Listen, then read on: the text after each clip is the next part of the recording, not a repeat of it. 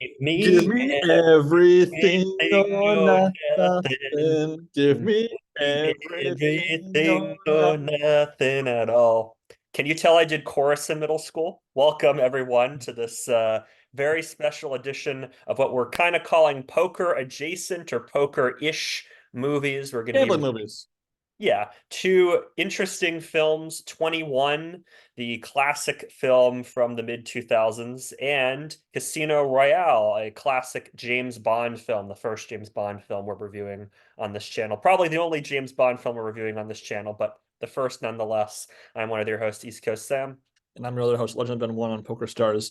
Yeah, so these two movies actually both made within a couple of years of each other. Both are movies based off of a book. Hmm. One being Bringing Down the House, a 2003 book about the story of six MIT students that took down the math of blackjack and won millions of dollars. Whereas Casino Royale is based off the original book Casino Royale from decades prior, adapting most of the major plot beats while modernizing things up and also introducing the world to a new James Bond actor, Daniel Craig. We reviewed these. We watched these one after another on different nights. We watched 21 first on DVD. Sam was fortunate enough to kindly give me the original DVD release of it, and then I stumbled upon a special widescreen DVD edition of Casino Royale for a couple bucks at a used bookshop. And so we figured let's give it a shot. These are gambling movies, or rather, gambling plays a major role. I mean, with gambling, gambling is not a character. It is merely an activity engaged by a character for a substantial portion of the movie's plot, and it's often for us not just about finding poker media, but finding also poker adjacent, poker neighboring media to diversify our repertoire of what we reviewed on this podcast. And these are also both movies that Ben and I had seen at least part of before I saw 21 back in middle school, in my middle school seventh grade math class to teach us about mathematics. And then I'd seen Casino Royale bits and pieces of it, never seen it all the way through throughout the years. Bond is something I like. I like the series, but I wouldn't call myself a fan. I've seen each of the Daniel Craig Bond movies once. I think I've seen Skyfall twice. I like them, they're fine. So I was sort of curious to revisit both 21 and Casino Royale. Yeah, so 21, I had seen a few specific clips multiple times, and then I think I'd watched the entire thing from start to finish once.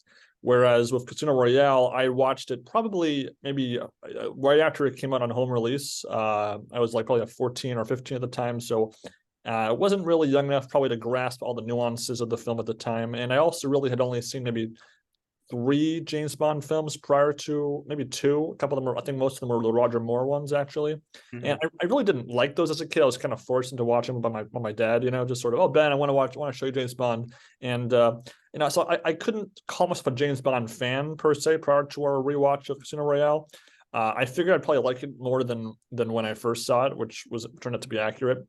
Ironically, I thought that I'd probably like 21 less than when I first saw it. So in my head, I kind of had an informal review number for both of these prior to going in. I would have given 21 probably a 3 out of 5 and Royale a 2 out of 5. And I kind of end up flipping those numbers in a lot of ways for these two films after watching them. But again, so I didn't have the highest expectations for either film, although I was totally open to maybe finding some nuances or details that I could appreciate as a much older, more mature film viewer. But I think we'll begin with 21, Hmm. 123-minute long film, $35 million budget, came out in 2008. Was fairly successful at the box office, made $160 million. So even with some, Hollywood accounting in there, probably made some money for the studio, distributed by Sony Pictures. Reviews at the time were mixed to negative. It got a 36% on Rotten Tomatoes. And it's categorized as a heist drama film, and I can't really say it's a heist film. I mean, I know it. I know that the heist film. I think of like bank robbery films or like spot. Maybe even Ocean's 11 or some Mission Impossible films. Maybe you could qualify loosely as heist, but I can't say I call it a heist film. I call it more of a almost kind of a young adult story before the young adult book to film adaptation craze that took place in the early 2010s. Yeah, I mean, it's trying to definitely invoke heist films like Ocean's 11. The Ocean's series had just been rebooted at this time, and these were the movies with George Clooney and Matt Damon and all these big actors. And it's clearly trying to invoke that tone as well as a lot of other Las Vegas movies. I mean, we've gone through so many movies on this podcast, and we've gone through the cliches of a lot of poker and gambling movies. A young person gets involved in the game to pay for medical bills or go to school or something else, and they go to Las Vegas, and there's a montage of them going down the strip, and they're looking like this up at the flashy signs and neon lights of Vegas, and they start to play blackjack or poker or whatever, and they get really good at it, and they get a bunch of money, and slowly and steadily their character starts to get compromised by the Las Vegas lifestyle. We've seen these movies so many times. And with blackjack, I mean, poker is a hard game to portray on screen. I've talked about this before because it's incremental, it's sequential. It takes a long time for you to build a chip stack. It takes a long time for a hand to play out, and a lot of hands are very boring. You're folding queen six off, you're folding 10-3 off. Maybe you limp in with 10-9 suited, then you miss the flop, then you fold. That's hard to tell and add to a story. And blackjack, I think, is even harder to tell a really story around because there's no tournament.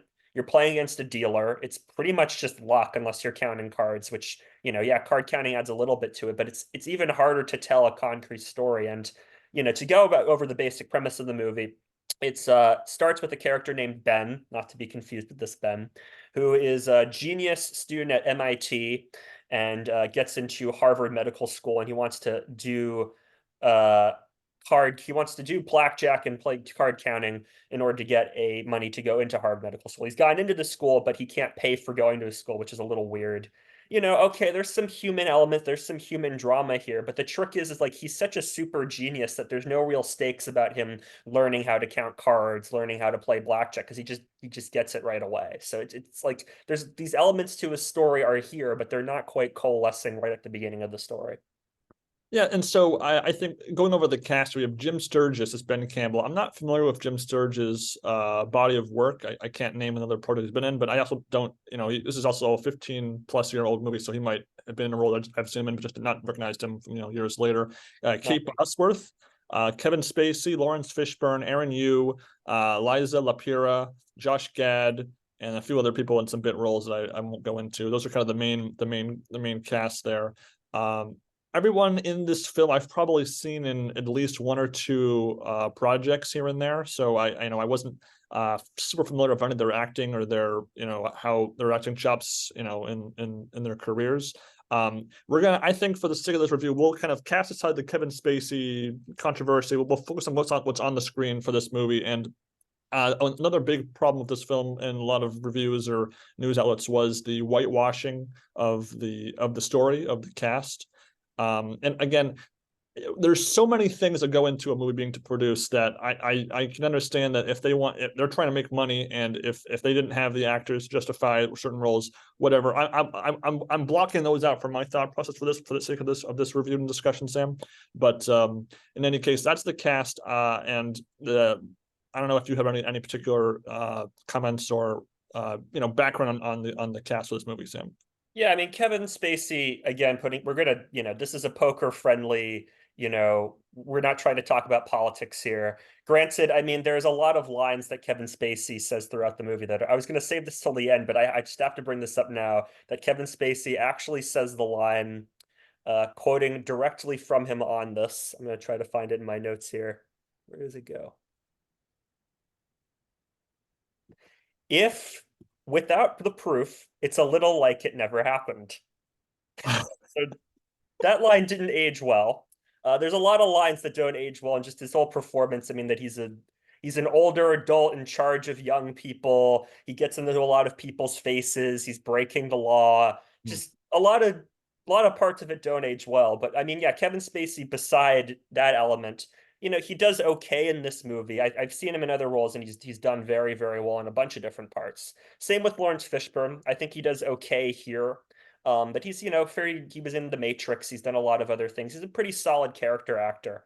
I mean, none of these performers are particularly good. I mean, there's really no no good acting in this. I mean, they're all serviceable, but there's nothing about it that there's no reason why I see like Jim Sturgis and Case Bosworth were hired over Asian actors, over other anybody else.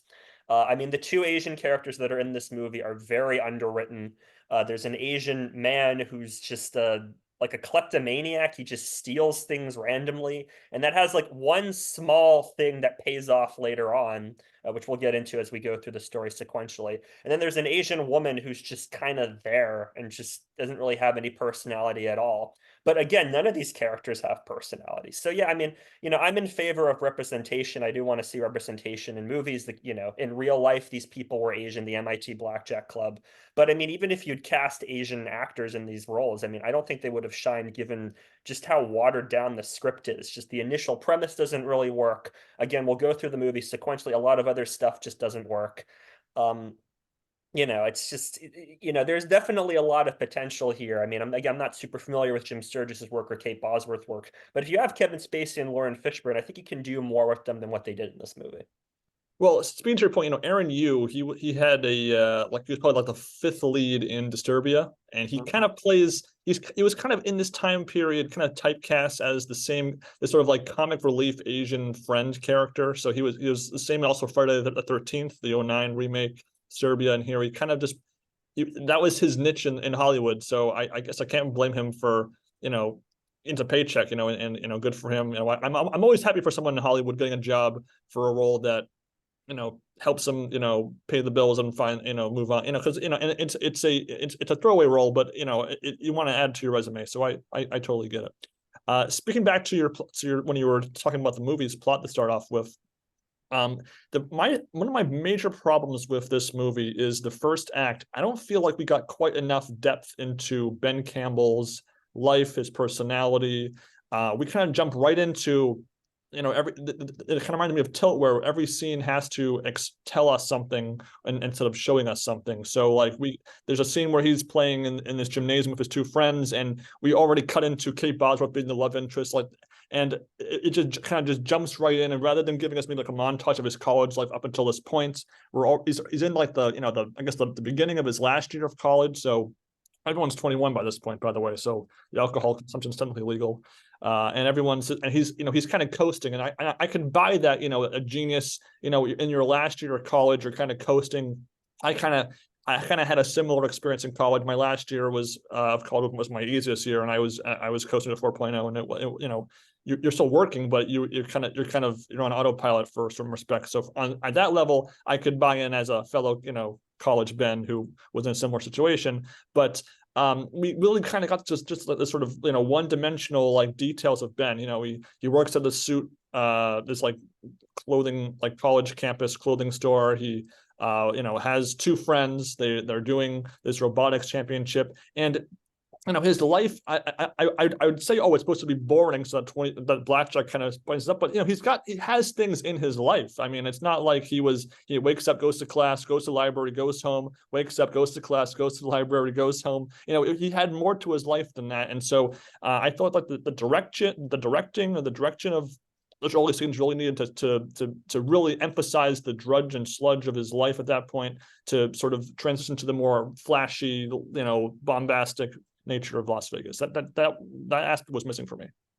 Well, the very, very first scene in the movie is a flash forward to the end of the movie where Ben is all in this disguise and he's pontificating about the phrase "winner, winner, chicken dinner." And this is like gambling movie cliche number 8042.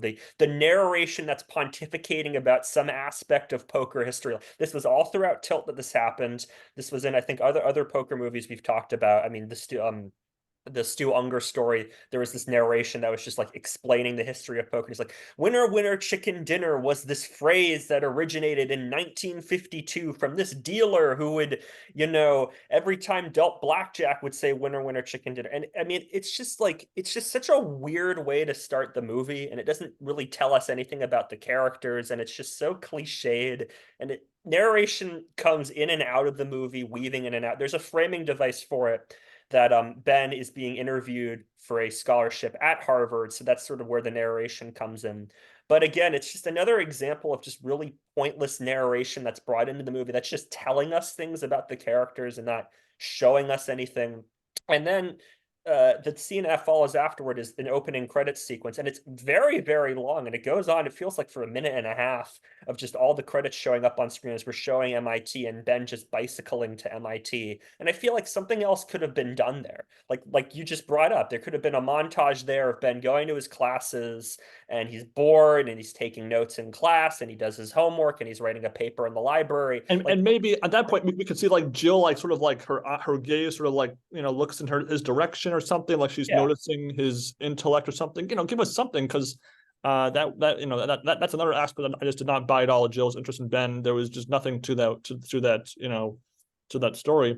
Yeah. And to your point about I'm it's funny you talk about the intro sequence being too long and boring, because Casino Royale probably has one of the longest intro sequences I've ever seen in any movie of all time. Mm-hmm. But yeah, with him just biking around, I mean, again, it's just weird. Yeah. With those early scenes, I also thought the acting was extremely flat. Like I just didn't feel like with college friends joking around, shooting the shit. I feel like that that camaraderie really needs to come up on the screen for me to buy into this friendship. I didn't get that. I did kind of dig the Fibonacci sequence on the birthday cake. That was kind of amusing. I Yeah, kind of me like too. that. That felt like a MIT nerdy student kind of thing to do. That maybe it's a little over the top, but I needed more of that. More Yeah. more organic, realistic moments like that. I knew it needed that. Yeah, Josh Gad plays sort of just the fat friend that Ben has. I'm not trying to be mean to Josh Gad. I'm just saying, like, there's an archetype in movies of like the fat best friend who's just there to be funny and has no other character. And that's just sort of, and yeah, Josh Gad does okay with that. And there's a couple lines here and there that I, kind of smirked at. But yeah, I mean, just all these characters are just so underwritten. There's this weird scene where Ben is hanging out with his mom, walking to his car, and his mom starts saying like, "Your dad would be so proud of you," and all of that. And it's like, where does this come from in the middle of this opening? It just doesn't add up. Yeah, and speaking to more about Ben here, because I didn't dig his acting, especially in that early, the first half of the first act, and really his character is really the linchpin of this whole film. We're meant to buy into the fact that this genius student gets corrupted by money and by an older mentor, dad surrogate character, and I never felt that he was a character we at any point could really root for or feel bad for. He's kind of a wuss in this entire first half of the film. He's when there's the scene where he meets the blackjack club. He's just not very impressive. Like I feel like he played Jim Sturgis played too more on the weakling sort of like cowardly kind of notes. And but even if you're going to play those notes, he plays them too subtly. It was just too just like gaze off to the side. I'm sorry guys, I'm just gonna walk away. And that those early scenes really needed to establish either it's kind of hard to feel bad for a guy that's only trying to go for a free ride into college when he's got a 4.0, and you really his future is looking pretty bright, even if he doesn't get into this one school he wants to. Yeah, and I mean, he can apply for financial aid too. I mean, I'm sure if he has a 4.0 scholarship GPA and he had almost a perfect score in his SATs and he's the super qualified person, he could get financial aid from Harvard, and Harvard would be more than happy to give it to him. And why does it have to be this specific scholarship? Why can't it be another scholarship that he applies for? Like when I went to Oberlin College and I got like a general scholarship to go in, I didn't even apply. They just gave me some money. I mean, that can happen at a number of different schools, especially Harvard, who has a massive, massive endowment. You can easily get a scholarship if you have somebody with his credentials. I mean, to be fair, the film does sort of bring up that he's not a super exciting personality. Like when he's being interviewed for the scholarship head essentially says, like, you have to dazzle me, you have to give me some sense of your personality. So, okay, the film is acknowledging that, but yeah, he just comes off as too weak, too passive. It, keeps trying to tell you how smart he is. Like he gets a 97% on a test. Kevin Spacey's first scene is him just lecturing about Isaac Newton. And then I guess on a lark, Kevin Spacey just decides to start talking about the Merv Griffin problem, which has nothing to do with Isaac Newton. Like, I don't understand what those two have to relate to each other. And, Ben gets the answer right, even though he actually got it wrong, according to some analyses I read of that. Um, but yeah, like the film keeps trying to tell you he's smart and he's this mathematical genius, and you just see this guy with no social skills. And we never see him build any robots. We never see him do anything outside of the classroom. So it really leaves you cold as to how smart he actually is.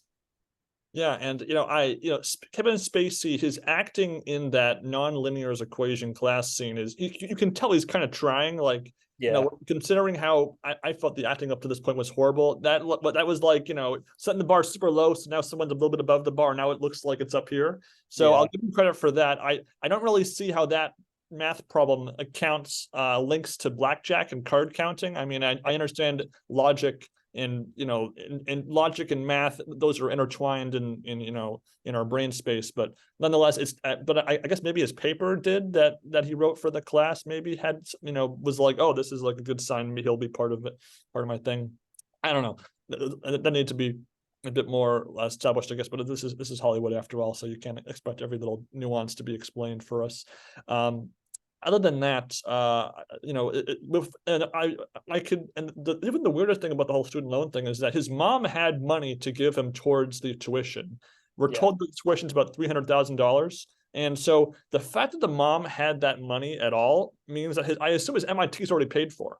yeah, So he has no like pre-existing student loans right now. So right now, if he didn't go to Harvard at all, he'd have no debt right now, is what I got from that scene. So really, it makes it even stranger that he couldn't just, go apply for something. And again, people get loans from medical school all the time. You'll be hard pressed to find one hospital TV show where you have the first year doctor, discussing student loans. That's a thing. And even if the mom only has, I think she said, like, maybe like a quarter of the money, yeah. that's still if medical's that's the first year paid for. So that's a good sign of faith from the school. Okay, I had the money to pay for the first year, so let me you know get loans for the next 3 years. I don't know. It just didn't ring true. And even then, again, he doesn't have to go to Harvard. I know it's Harvard, but there are schools that are probably less expensive. So I mean, again, so if the financial part of his background was meant to be why we root for him or feel bad for him, that if you think it through a little bit too much, then it falls apart. Yeah, I mean, he is working a job to pay the bills. He's working in this clothing store, this like nebulously defined clothing store where he gets to just hang out in the attic with Josh Gad and banter for a couple minutes, which is kind of strange. Yeah. I mean, yeah, I mean, there you go right there. I mean, the mom was willing to pay, I think, something like 60 or $70,000. So you can easily go to the school and say, hey, I've got 60 or 70K. I need financial aid to cover this. You can get a scholarship with work grants, or you give community service and they pay part of your school, or you can do things like AmeriCorps, do the national service and you get a education award. I mean, there's all sorts of different things here. And all you need to do is just establish this, in a single scene, explain these, other options and why he can't take them, why he has to pay his way through school. I mean, something else to think about is the show Breaking Bad, right? Where Yeah. Walter White has to cook all this meth in order to pay for his medical bills. And they establish that he's a teacher and he also works in a car wash.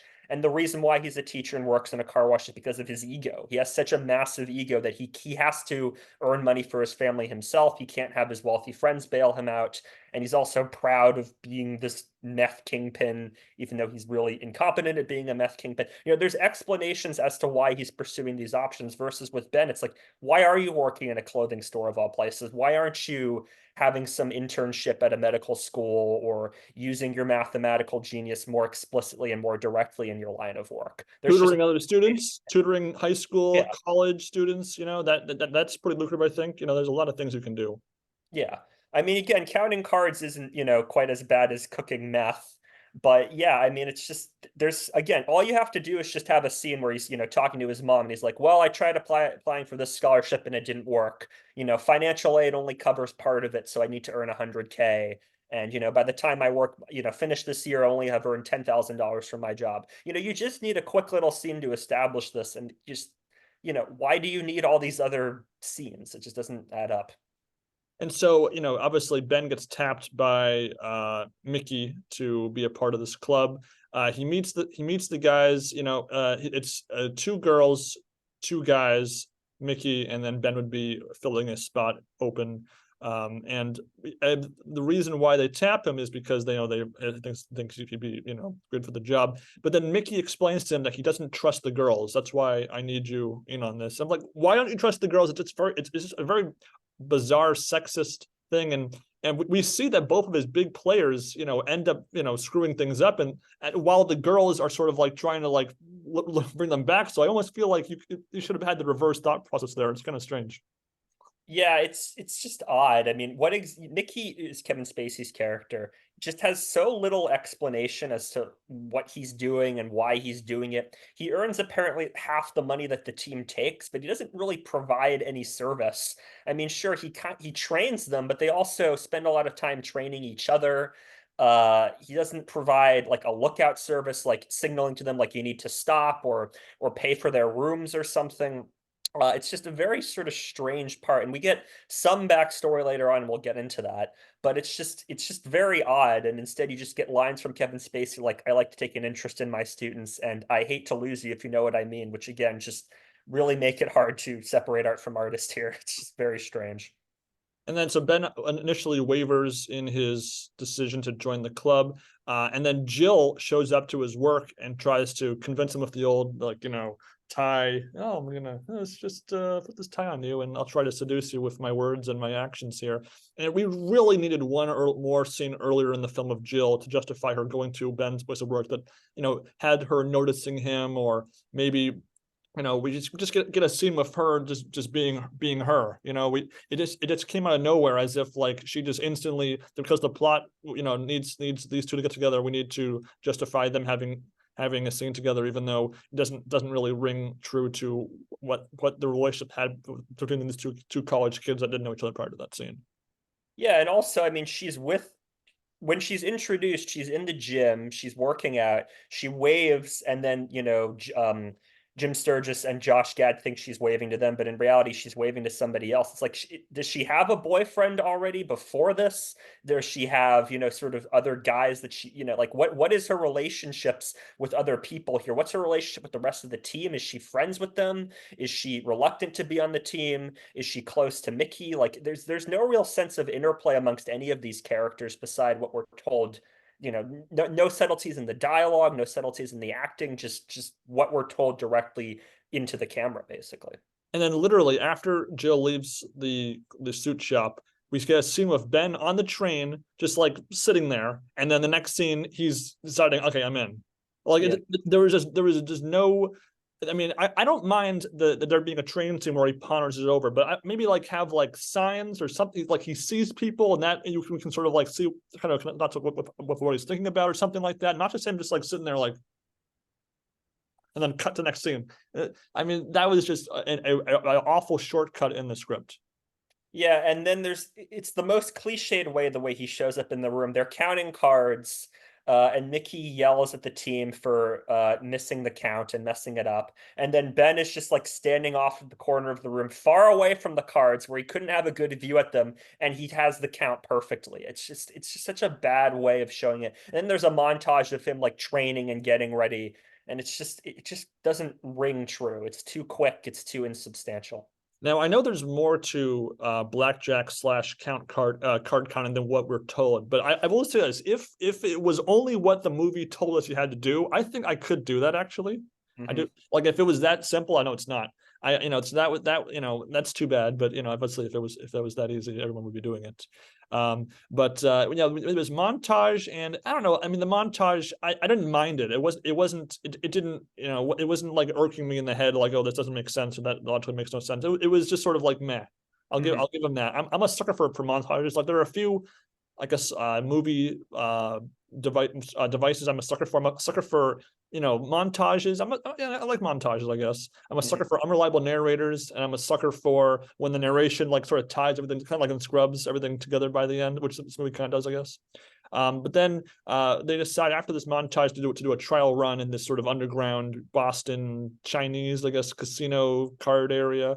and they sort of give Ben a chance to experience the stress of the situation by faking being like caught in a burlap sack, and do you know the count still, and so being under pressure. I guess it's kind of half amusing, but then the problem is they took the bag off and the whole place is like watching, like, oh, so this whole bar knows of this plan. Like I thought this was like this like big secret club in MIT, but yet somehow they're okay with sharing this plan with everyone in this bar. You don't know who they are or where they're from. It didn't make sense to me. Yeah, it's the whole setup is just very strange. I think this was based in real life, that there was this card room in the basement of this Chinese restaurant. But yeah, just like how it's set up is very strange. They spend a very long time with Jim Sturgis walking down the alleyway before going into the restaurant. That's really weird. And also, again, just like what's happened before in terms of the context of the movie. Like right before the scene, there's a scene where Ben and Mickey are just like walking through a park talking to each other, and Mickey brings up that there's this software being introduced to read faces. Then it just cuts to Lawrence Fishburne beating some guy up for counting cards. It's just this sort of very strange juxtaposition, and then it goes to this scene in the Chinese restaurant. Like it's just this very sort of strange mishmash of ideas, and there's like how much time has passed between the previous scene and Ben going into the restaurant, because there's like snow on the ground when Ben and Mickey are walking, then all of a sudden there's no snow. I guess it's supposed to be, maybe like a couple weeks later. I don't really know. I mean, how much training has Ben had? How much training has the rest of the team had? You know, just this whole mishmash of different things that just don't quite come together. Yeah, the usage of Fishburne's character Cole throughout I guess the back half of the film really stands out as a flaw in this film, because it almost he's not, it's hard to explain, but just how it, like the choice of when the plot cuts to him and then cuts away and then cuts back, and how he doesn't really do anything until the very end. Yeah. It really didn't ring true for me. But probably as but at this point we're now kind of into the middle of the film now. We're all up to now they're into the Ben getting into the gambling, but first they have to obviously go through security at the airport, and they got to stuff money down his pants, which it's funny. There was literally zero tension in that scene for me, but they try to play as if like, oh my god, I'm not gonna get caught in the airport. Like nobody in the theater probably at any point in time thought for 1 second that they're gonna get caught at that point in the airport security. That just seemed ran on a little bit too long for me. It was trying to be funny, where you have Fisher kind of like picking on the new guy in the team by saying like he has to be the almost the drug mule or the money mule for this, and it just was really like a waste for me of 2 minutes of the movie. Yeah, and the whole setup is very strange. So they're going to the airport. Fisher's walking with Jim Sturgis, and Fisher says, come on, you got to come with me, go into the bathroom. So they go into the bathroom, which I guess is pre-security or post-security. I don't really know. Anyway, and Fisher pulls Ben's pants down and puts money down his pants and in his underwear. And it's just like, wouldn't you do this not at the airport? Wouldn't you do this back at MIT in a dorm room somewhere private where you can do this? Wouldn't you tell Ben what you need to do from him? Like, it's just such a strange moment. And then, yeah, there's the scene where he walks through the metal detector, which, this is post 9/11. There'd be more than just one metal detector, by the way. Walks through the metal detector, and the security guard's like, "Sir, you have to come back." And Jim Sturgis slowly turns around, and it's in slow motion. You forgot your bag. Ugh. Oh.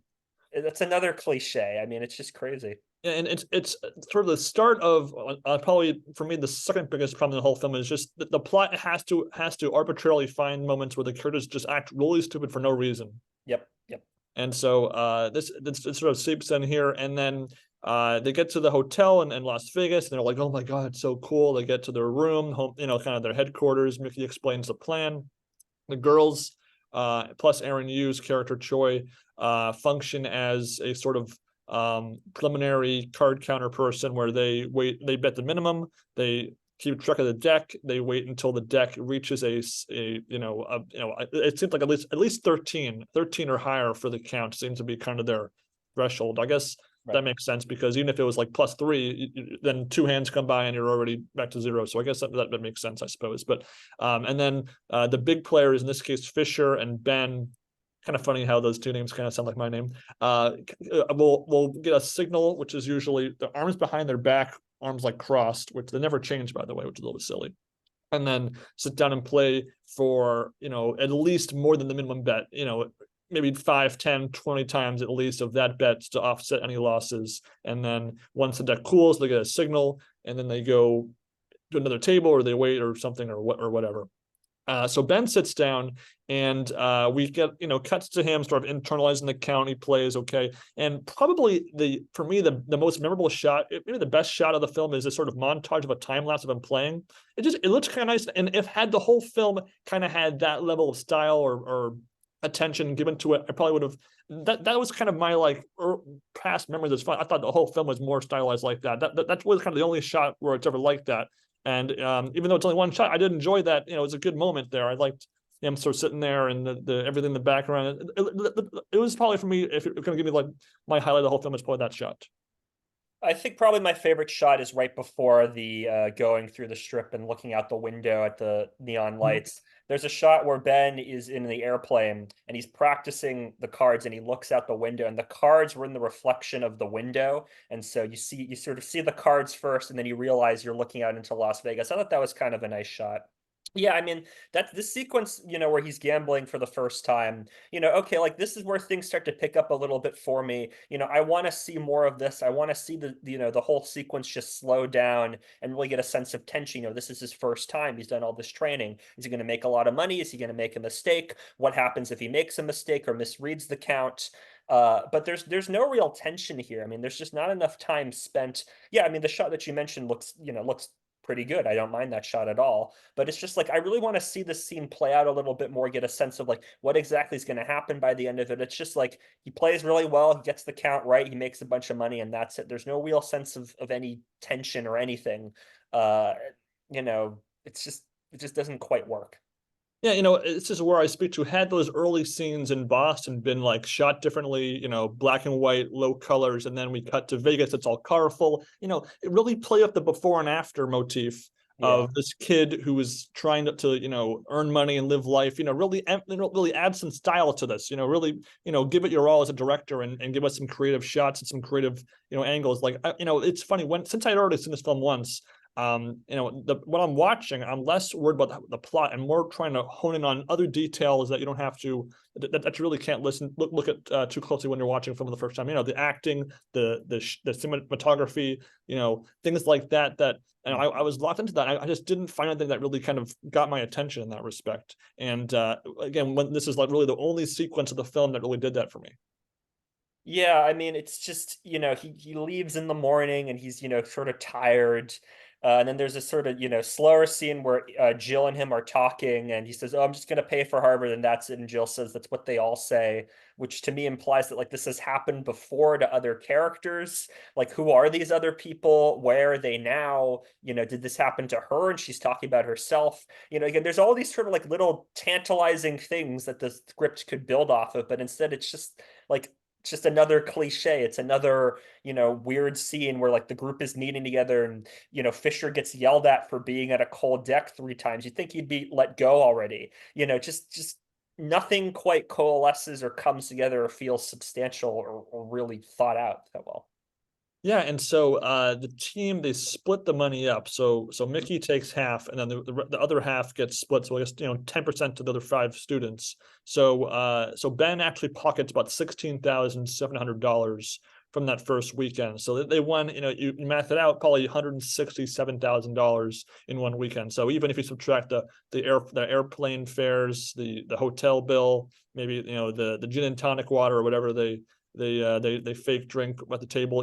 That's a lot of money. And Mickey, we don't know how long he's been doing this for. We imagine it was sometime after he was originally on the front lines. And with students like Jill, they have to be, I guess, 21 or older, but they think I do, so I don't know, maybe not.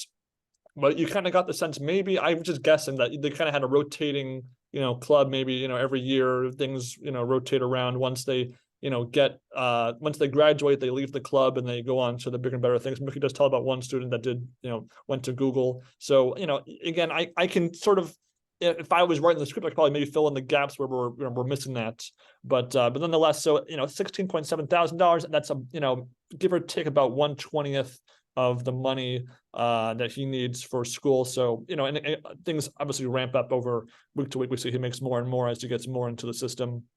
Um, they get there for round two, and Fishburne kind of, or I should say Cole, is now he learns of how this player won a ton of money, so he kind of starts to lock in. Oh, maybe I'll start watching them. But so relatively early on in this scheme, Fishburne's already got his feelers up, but he doesn't actually do anything until the third act, and we need to arbitrarily cause some drama. That didn't ring true for me at all. Yeah, I mean, there's a couple sort of nice details in the scene that, he sort of spots that Ben's ordering non-alcoholic drinks and that he's trying to trick you into thinking that he's drinking alcohol, that he's Mm. also sort of counting the cards with Ben to try to determine if Ben is counting cards or not. There's some little details here, and it just makes you wonder, like, this character should have had more development.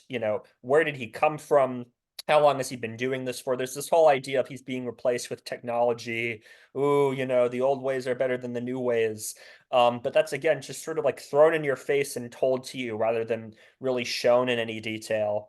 And I mean, before we get to Lawrence Fishburne, we have, a really just weird sequence with Ben and Jill in which, they're sort of like trying to get together, but not quite getting together. And there's this really awkward scene on a train where, Red Line, the Boston Red Line, which I've ridden yeah, before. It was crazy. the Boston Red Line, yeah. I mean, we've been to we're in the Boston area, so we've been to all these locations. That was kind of fun, being like, oh yeah, I've been to that place, I've been to that place. But anyway, like they're together on the train, and Jill is going through her backstory, and Ben's going through a little bit of his, and Jill's like, "You're the smartest person ever," and Ben like leans in to kiss her, and then she's like, "Oh, I gotta go now. Don't worry about this." Which, yeah, I mean, it's supposed to be intentionally awkward. I guess it's supposed to, show that he's a klutz, but again, it's like this guy has no social skills. So how is he this like storied valued member of the team? Is it just because he brings in money? Do they like him as a person? There's just so many dynamics of this team that we're just not filled in on. Yeah, and again, so Aaron Yu's character is kind of his thing is he steals stuff.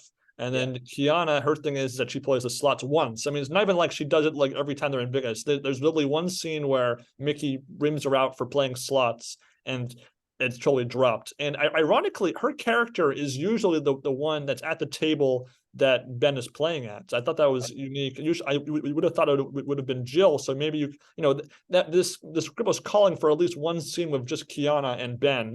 Where they maybe even said like, we're doing a great job together, thank you, and then maybe that gets Jill like pushes her to want to be with Ben more. I don't know. I'm just spitballing ideas, but that could have been something there too. I don't know. Yeah. Um, and then so there's we're flashing forward where they're having multiple successful trips and winning lots of money. He's now up to $100,000 at one point, so making pretty good headway. And then he Ben has one scene with his friends where he tells them he lies about where he was. He's just a horrible liar. I mean, I can't believe his friends didn't just call him out. Just be honest. But like, we don't get why Ben doesn't just tell the truth to his friends. I mean, they know that he needs the money for Harvard, and I think you're willing to share all this with your life with these people you just met a few weeks ago. You can't be honest with your friends. Just, I don't know. It doesn't make sense to me. Nerds, stick together. I'm just saying. Yeah, exactly. Card counting's not illegal. It's discouraged by casinos, but it's not illegal. I mean, you're in Boston, you're across the country from Las Vegas. It's not like the casinos are going to find out. They're not going to tattle on you. And it's the same the scene we mentioned earlier where Ben's mom tries to give him, it was $68,000. Why doesn't Ben take it? I mean, I understand not wanting to take $68,000 from your mom, but your mom seems happy to give it to you. Your object is to get money for medical school and you want to be done with it. If you truly want to be done with it, then you would take the money. I mean, the scene where Ben is getting swept up in the Las Vegas lifestyle and the montage is still like a couple scenes down the road from when the $68,000 is given. So it just doesn't quite land that Ben's getting like caught up in this Las Vegas lifestyle and he loves the lifestyle. And it might even have been an interesting, storyline that he like takes the money to gamble and he loses the money or something, or he feels bad about taking the money from his mom, so he wants to pay the $68,000 back, and he like uses that as an excuse, right? He makes the $300,000 for medical school, and he's like, "Oh, well, I have to pay my mom back," and so he keeps going. Like, there's a lot of ways that you could have leveraged that plot point, and it's just, yeah, he's a terrible liar. Like, you could just. There's a look on the mom's face where she's like clearly not believing what he's saying. It just doesn't there's so many opportunities for that scene and it's not well done. I mean, I could buy him not telling his mom he was counting cards. I guess Yeah, the kind of parental thing. I can buy that, but not telling the friend that's where I draw the line. Also, tell him like, I'm doing it with Jill. Like yeah. they'll totally they honestly they might even just forget the whole robot thing if they had said that one thing. Like I honestly, it just didn't feel like they had a sense of what kind of character Ben was. If we had had an earlier scene that explained that he likes to keep secrets, or he has any sort of like pre-existing like ego or pride, I could give us something that could make these scenes make sense. But and Yeah. also just there's really only two scenes with Ben and the friends that immediately cut to them like confronting him versus like a montage of them like gradually separating, like he's not there for, like he leaves class early after, and when they look to the side, or just little tiny scenes that sort of give us how he's being swept up from Las Vegas, but scenes set in Boston to do so. It was badly needed. Yeah, and again, just the sense of passage of time. I mean, he's obviously going back to Las Vegas, every week or so. But I mean, how many times is he going back? 4 times, 5 times, 6 times? Is he keeping up with his classes? Is he keeping up with, does he have other family members beside his mom? There's just no sense of escalation, of pacing, of scale. And I mean, that's a big problem throughout this whole movie. And then one of the scenes of where Ben is playing blackjack, Fishburne's character is literally sitting like in the table next to them watching. Like, why are you waiting at that point? Like, he waits until they've done like 25 like trips until he jumps in. Like, what he was in on them on like week one. Like, Right. I didn't buy that at all. And not to mention, he should, if he has that strong a hunch, and he had all this video evidence to support. I mean, they weren't wearing disguises by this point. At least Ben wasn't wearing disguises, so it's not like he wasn't sure, or he was distracted. Like a major plot point that I kind of liked was his security company is being gradually shut out of each client. Like they're losing clients, so he literally has less things to focus on, so we can really lock in onto the MIT blackjack club. So I kind of like the detail. It made sense. But what doesn't make sense is he waits until they've won multiple millions of dollars. Don't forget, when Ben has like $310,000 secured, he's taking 10% of the total fund. So that means they've won $3 million by this point. Why would he wait until $3 million in to jump in to interrogate him? Yeah, I mean, there's a whole scene dedicated to Fishburne noticing, uh, the signals being given, that she keeps looking at Ben at the table and doing all this. So yeah, I mean, you've picked up on how they're giving signals to each other. You've picked up on the fact that he's counting cards. You've picked up on the fact that he's trying to trick you with his drink order. What more do you need? I mean, it's clearly him. He's not wearing a disguise. He looks the same. He acts the same. He speaks the same. It'd be what, again, you just need a line of dialogue like, oh, the picture quality isn't very good, so I got to go to the floor and take a look at him. Like that might have been an interesting scene. Like maybe Ben like sort of sees him out of the corner of his eye and is like, that's kind of weird. You could build this scene a little bit more, but the camera quality is very good. They can rewind tapes, they can move forward tapes.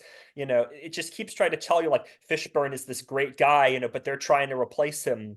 And it's just too in your face and just not well developed enough to make it work. And then even when Fishburne at one point is coming down to like grab him, this is after the Fisher getting drunk crazy scene. So like why was he waiting until that moment to run down? He literally has a live feed of them every time, and he knows they're there every weekend because it's a Yeah. weekend trip. It's not like they came Monday, Thursday, Saturday. There's just didn't make sense. Which again, so we get to, then there's a montage of them just like spending their money lavishly, which Yeah. for the other characters, fine, they're happy with money, but Ben has a goal, and if he has 310 saved up and he spends money on all this other stuff, so how much money did he really win in total? Did he spend double that on alcohol, clubs, and suit jackets, or did he was he like not spending anything while they were all spending money? Like I know that he's been caught up in here, but he's also supposed to be this like genius guy who's supposed to know common sense. So yeah. Yeah, it doesn't work. It just comes out of nowhere. I mean, the narration keeps trying to tell you like, I could be anything I wanted in Vegas. I could let go, but it's like, did you always want to be this person? Did you always want to like let things go and be fun and over the top? Like we saw his 21st birthday. He went to a restaurant with two of his friends and his mom. His mom was there, and his mom baked him a cake. Like, you wouldn't invite your mom out to hang out with two of your friends if you weren't, a little bit of a vanilla guy. I mean, it just doesn't, we don't see the side of him before. This isn't hinted before. And then right after this montage, we get the obligatory strip club scene, to steal a line from Tilt, with Kevin Spacey in the strip club, which, makes that scene even more tasteful. It's just this sea of just insubstantial scenes that I just, it just doesn't work. It doesn't make sense.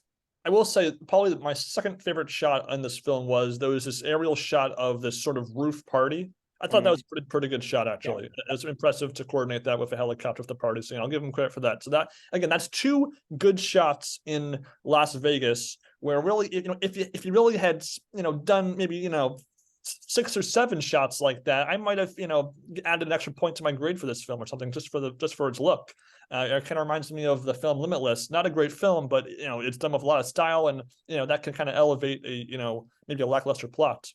But in any case, here the problem with the strip club scene, besides it being a strip club scene, is that this is sort of the scene that gets Jill and Ben together, but nothing happened between the train red line fake off kiss scene and the strip club scene to justify them all of a sudden becoming a couple. Like nothing, they didn't have a scene together. Nothing had really changed in their character dynamics to justify that change in status. Yeah, I mean, during the shopping and partying montage, they're just sort of all together as a group. They're going to a store, they're buying fancy clothes, they're going to these clubs. But yeah, it's like we don't even really like see Ben and Jill like together in the same shot. Like we don't see them like, having a drink together or buying each other things or something else. So yeah, if you want to have them get together, okay, that's fine, but you need to have something else to hint at other than like, hey, you want to just go have sex? Okay, let's go have sex, which is what happens here. Yeah. And then because the plot has to go somewhere with more drama, Fisher gets drunk and sits down at the same table as Ben, again, for no reason, and just sort of starts rambling, like alluding to them being card counters. I mean, I know that alcohol makes folks do dumb things, but I'm just surprised Mickey didn't just have a total ban on alcohol by everyone in the club at all times. And what was Fisher's motivation? I guess it was jealousy, like drunken jealousy of Ben. But I mean, Ben's this awkward kid. I mean, I don't think there's much to be jealous about. Yeah, I mean, there's this shot earlier where Ben is like dressed up in a suit and sunglasses, and he's standing in front of a mirror, and he's like trying to act cool. And again, like it just he just comes off as so dorky. Like, why would you be jealous of this guy? Yeah, he's with Jill, but there's no suggestion that Fisher and Jill had a thing.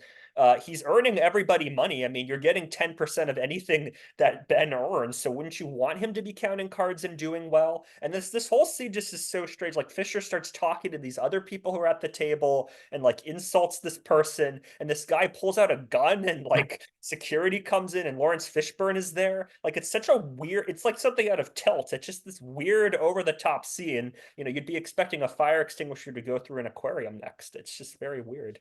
Nice reference there. Very good.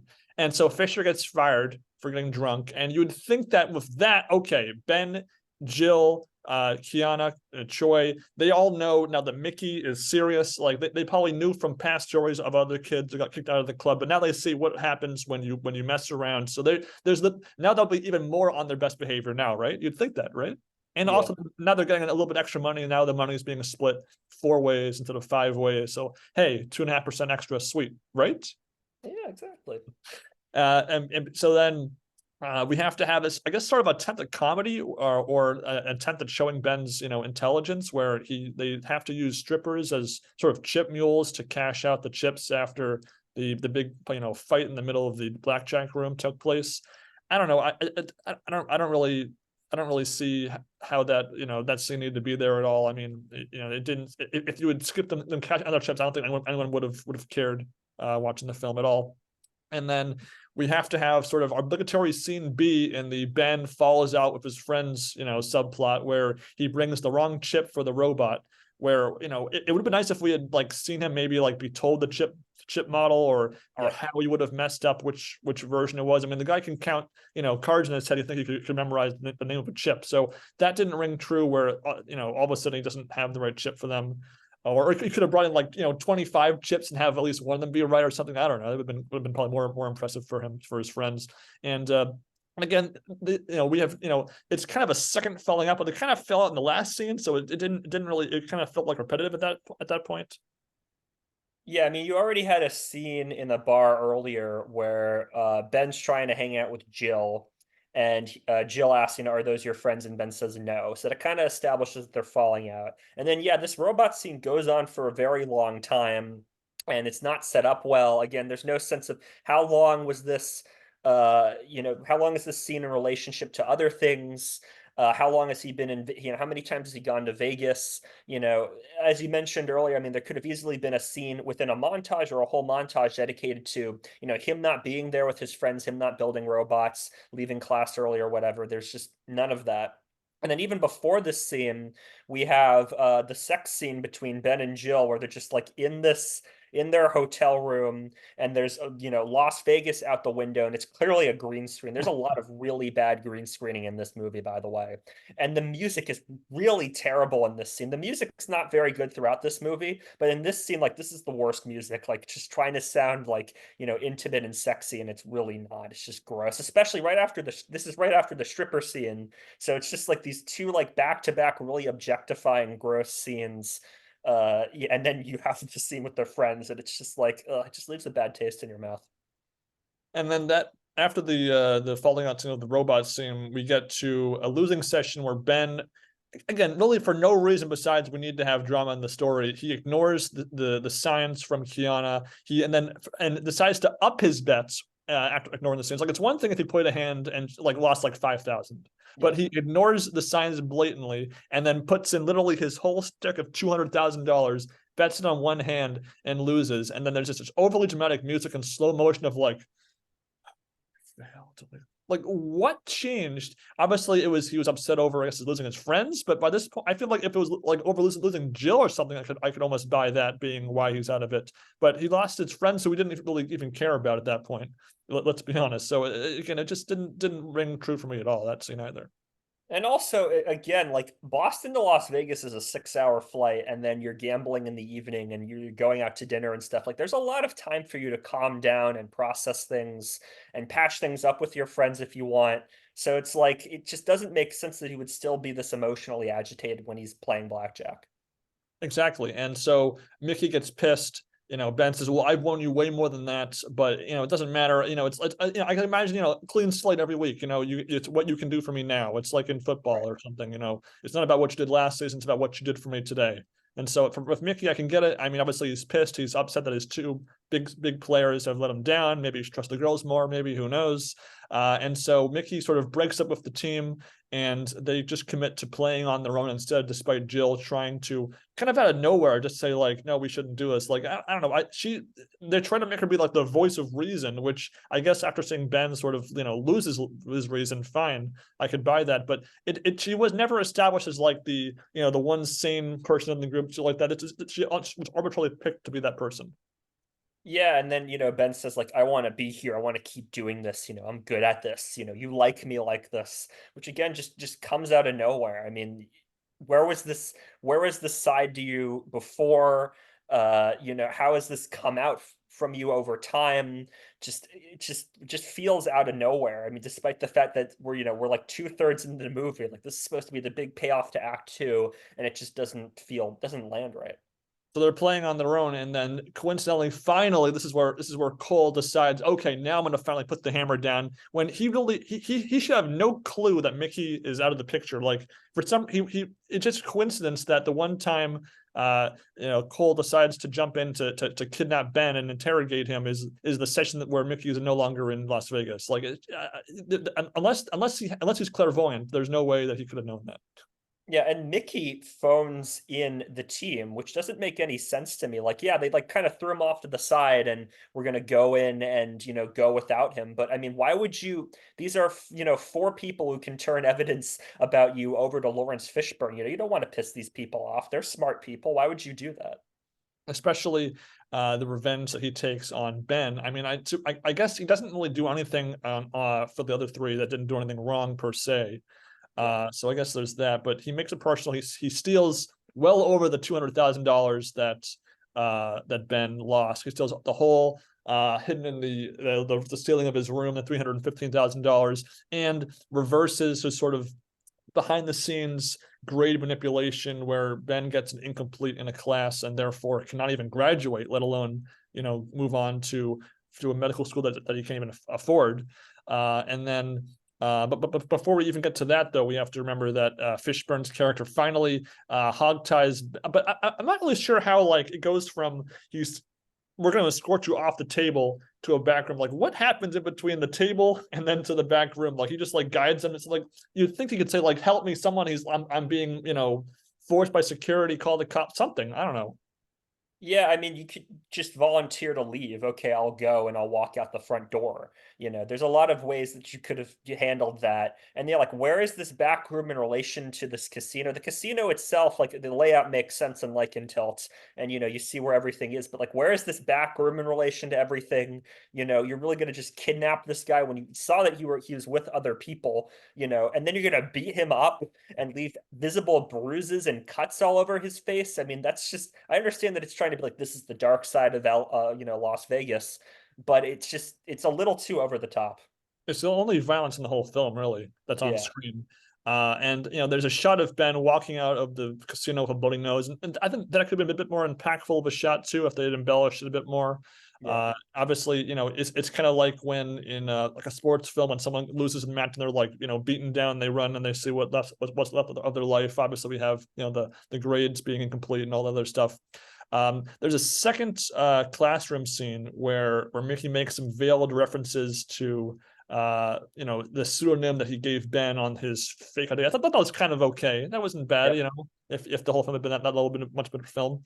With teachers stealing a student's work. I didn't mind that. That was probably the best scene in the last third of the film for me. Yeah, I mean, it was. I mean, that's where the without the proof, it's a little like it never happened line comes in. Yeah. Yeah, I mean, it's again, when does this scene happen between, referring to the beat up obviously happens. You can see the, bruises and cuts on his face, but like how long? Like he's just walked into a lecture room with all these cuts and bruises on his face and nobody noticed. And he's just having this weird passive aggressive conversation with Mickey. Like, what are the other students thinking? This is Yeah, I weird. agree. And then Jill sees Ben for the first time since that session gone wrong. But I mean, I guess so they didn't fly home together. They fly home separately. Like I don't know. I feel like they'd want to huddle up and be like, we're okay. The four of us are okay. Let's just get home together as a team. I don't know. I don't know how long Ben was in that back room, but you'd think that they would have done something to make sure he was okay before they left. I don't know. Yeah, and also like he's apologizing to her, but he didn't really do anything mean or bad to her. Like, yeah, like she said, like, let's not do this, but he didn't like insult her or force her to do anything. He didn't like drag her to go see him get beat up. She didn't get beat up. So like this whole scene just doesn't work. Like, I'm sorry, I've lost you. Like, how did you lose her? Like, what did you do wrong in her eyes? Exactly. Yeah. And then he finally comes clean to his friend Miles or Josh Gad's character. Not both friends, mind you, just Josh Gad. I'm not, I mean, I guess he had gotten one or two more scenes than his other friend, but I felt like it would be nice to have both friends be in that scene.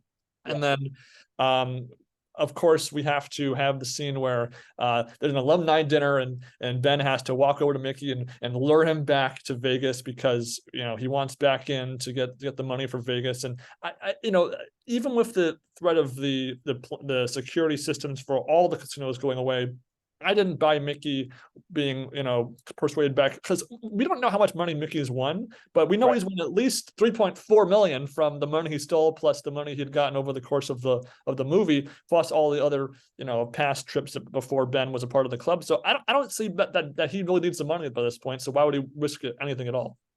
Yeah, that whole thing just doesn't make any sense. And also that Mickey would volunteer to count cards with Ben. I mean, Ben's already betrayed your trust. You've already betrayed him. So, can't you see this coming? Can't you see that something fishy is going on? I mean, the only clever thing I like about this scene is that Ben gestures to Mickey by rubbing his eye, and that had been established earlier as that was the sign of we need to talk. That was like one, okay, that was like a nice little callback.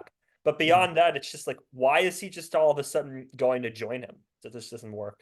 Yes, I totally agree. And then they still don't even change the signs for Yeah, this go exactly. around. I mean, what the heck? and obviously they're wearing disguises here, and they're acting up for the performance of the card counting. But I mean, they're never concerned by the dealers catching on or the immediate like pit crew. So really, the acting kind of feels pointless. Like just keep a low profile. I don't know. You don't have to put all this effort into acting when you're only worried about Fishburne, really, right? Yeah, you mean that Kevin Spacey wasn't keeping a low profile by wearing this like cowboy hat and this fake beard and doing this really over the top Southern accent, Ben? That I was know, right? And then so eventually though they get sort of quote unquote caught. They dump the chips for multiple players at the table into one bag, and then the big chase scene occurs. Oh, they're running around, and Ben has to turn around and grab Jill's hand. Let's go, let's go. It's like the most boring, uninteresting chase scene I've ever seen in a casino. It's very strange that just all of a sudden out of nowhere there's just going to be this like action movie chase scene after this, you know, I mean, yeah, there's a little bit of violence before, like an action movie, but just like out of nowhere, it's like goes on for like 2 minutes. They're running through the casino floor, then they're running through kitchens, and they're running through back rooms. And then Kevin Spacey's like, "Give me the chips, and we'll meet up at the hotel." And they tossed him the chips, and now he's running by himself, and they're running. It's just this very odd scene. It's not well shot either. It's just like this, just blurry, weird stuff. And so the money, I believe that they established it's a little under $700,000 is Yep. the total chips. And again, that's really not that much if you Right. compare it to all the money they've won up until this point. So really, again, Mickey put in all this risk, all this work for really probably a couple hundred grand if depending on what his cut is. Mhm. And was it really worth it? I mean, he's won millions of dollars. He's also employed as a teacher at MIT, so he's obviously doing well for himself. He's got connections. Like it doesn't make sense that he would risk this much for so little. Yeah, I mean he's jeopardizing his career too. I mean we've seen him before talking to his colleagues, getting his students A's. Like that's something that you could be on probation for, if not fired over. What's his goal? Like what's his aspiration? What are these stakes? And it's just such a just so weird. I mean, I'm stuttering. Like it's just such a weird character. It's so many question marks, so unexplained. But he gets his comeuppance at the end because he jumps into a limo with all the chips and he's going to go to the airport. But it turns out it's full of chocolate coins. And not only that, but one of Lawrence Fishburne's guys in the front seat of the limo, which that was such a weird moment. Yeah, like how did you know which limo to use? I mean, Uh, because casinos have like rows of taxi cabs waiting at all times and limos, I right. presume. So it's pretty weird. And again, there's sort of two twists to this movie. The first one is during the original Ben interrogation scene, Fishburne pulled one punch and told him, "I want you to learn Mickey." And then that led them to doing a bag swap with the fake chips, with the coins of chocolate with the actual chips. And then the final twist is being that Ben's friends from MIT were hiding around and betting and winning a little bit of money while the master table playing was going on. Which again, it's kind of like, oh, it's nice that he met with his friends and all, but I mean, being kind of something he would eventually, right? And maybe what like 10 grand, maybe, like who really cares? We're talking about $100,000 here. Yeah, and then Lawrence Fishburne concludes his valiant, dynamic character arc by robbing Ben of his chips. He essentially does, the whole brush back his suit coat, and he's got a gun right there, and he's like, "All right, you're gonna give me those chips," which I thought was, okay, that's kind of like a neat moment. You've established throughout that he's essentially about to get fired. He's clearly very smart, very observant. He was the character I liked the most out of all these characters, so to see him get all this money at the end was kind of nice, but still just kind of like an odd note to end on. And then you show Ben's friends. Like what is the final thought you want me to leave me with? And Mickey just kind of disappears. Like Mickey's just shown tied up in a back room and Lawrence Fishburne about to beat him. Like what happened to him? Did he get fired at MIT? Did he get murdered? Lawrence Fishburne gets to retire. Like what happened? What exactly was the sequence of events here? It's just too much is left unexplained. And then the very ending ties in the song "You Can't Always Get What You Want," and then it ties back to Ben's narration of he got the girl. Fishburne didn't want to retire. Again, I'm a sucker for those sort of like one sentence, like tying all the subplots in one sentence montage things. So kind of like in Scrubs. I'm a sucker for that. But he concludes asking the interviewer for the scholarship, "Did I dazzle you?" I'm like, even if like he was in awe of the story, he's not going to give you the scholarship still. I mean, Right. scholarships are meant to be given to like the most like crystal clear, like unimpeachable like students. It's like a big deal. And so nothing in this story, like outside of like a great like expose article for like, some newspaper, is gonna mean and the slightest thing to Harvard. They don't care about blackjack. Poker had a bad rap.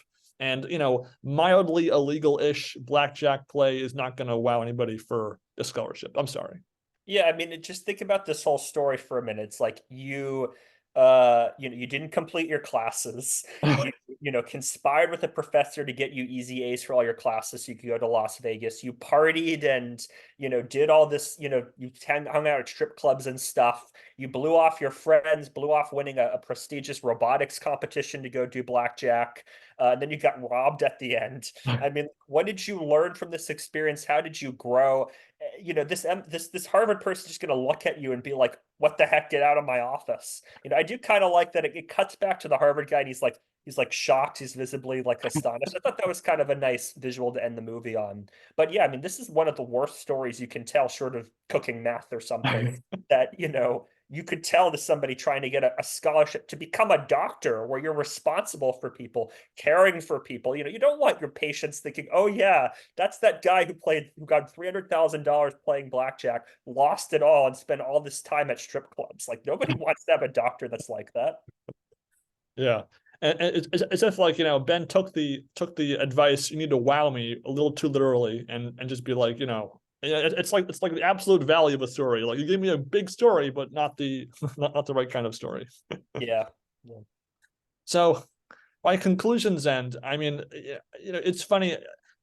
You've mentioned before that when you scale films out of five, you say you put one for like horrible films and two for boring films. And even though I had a lot of issues with a lot of the film's logic, it fell more into me into that boringish, bland category than it did like horribly offensive. So if I had to give this film a score, it would be a 2 out of 5. There were a couple of shots and a few tiny details I did appreciate. Obviously, the time lapse montage, I like the party on the roof, I like that, and obviously anything in Boston, I kind of have a soft spot for anything set in Boston, I guess, because I'm from Boston. So again, it's not a good film. I don't think if you can turn your brain off, you probably won't be. If you're watching like some FX and it's on the scheduled for 8 p.m. You want to watch a movie. I mean, I guess you can do worse, but it's not a film I would pay money for, or a film that I think I'd rewatch. It's just kind of a bland, watered down, third draft Hollywood-ish movie. Yeah, I mean, I would also give this a 2. I mean, I think this is just a very forgettable film. Um, yeah, I mean, I guess my favorite part of this would just be Lawrence Fishburne. I think if you just had a movie focused on him, here's this older guy who's, his career is monitoring people to see if they're counting cards, and he's trying to, beat the system that's putting him out of business. And, his whole story centered around him. Like, there could be an interesting movie. But yeah, I mean, it's just cliche after cliche after cliche, and the direction is just very by the numbers. The acting is very by the numbers, competent for sure, but just very blasé and boring. Yeah, a couple small details I like, a couple small details I have a strong negative reaction to. For the most part, just very blah. So yeah, this is a very standard 2 out of 5 for me. All in is worse. All in's 1 out of 5. But yeah, this is a 2 for me. That's right. And so I guess only fair now we move on to the second half of our poker discussion here. Casino Royale, made in 2006. Its budget, according to Wikipedia, is between 102 and $150 million. Box office was a huge success. It made $616 million. So that's 4 times even the higher end of that range. It's 144 minutes long. And it was the first film with Daniel Craig in the role as James Bond after Pierce Brosnan had I think what's kind of viewed as an average reign in the role for 4 films prior. And they were looking to sort of, step their game up, take things a bit more seriously. And this kind of functions as a half reboot, half origin story, half, it's an adaptation of original, Ian Fleming novel too. So it had a lot to live up to. And I've always kind of compared James Bond as a franchise to Doctor Who. Both are, English properties that sort of have eras where they'll have a new actor in the main role, and there are kind of rules that they stick to for the character, but how each dynasty of the franchise changes or bends the rules of those, usually, or how they end up standing out. And usually, you'll find so many lists online of top 5 favorite James Bonds, top 5 favorite doctors, etc. And it's up for debate. I think Daniel Craig has probably is maybe I could be wrong, but I think he's been considered maybe the biggest threat to Sean Connery as the best Bond of all time in the public eye. But that could be also some recency bias there too. Yeah, I mean, there have been fewer bonds than there have been for doctors. So Yeah, there's been 15 doctors. There's only been, I think, 6 James Bonds. Yeah, I mean, this was a very big movie. I mean, James Bond had been, I think the previous movie was Die Another Day, which had been, I think, 4 or 5 years before Casino Royale, and a lot of people didn't like that. They thought it was too goofy and over the top.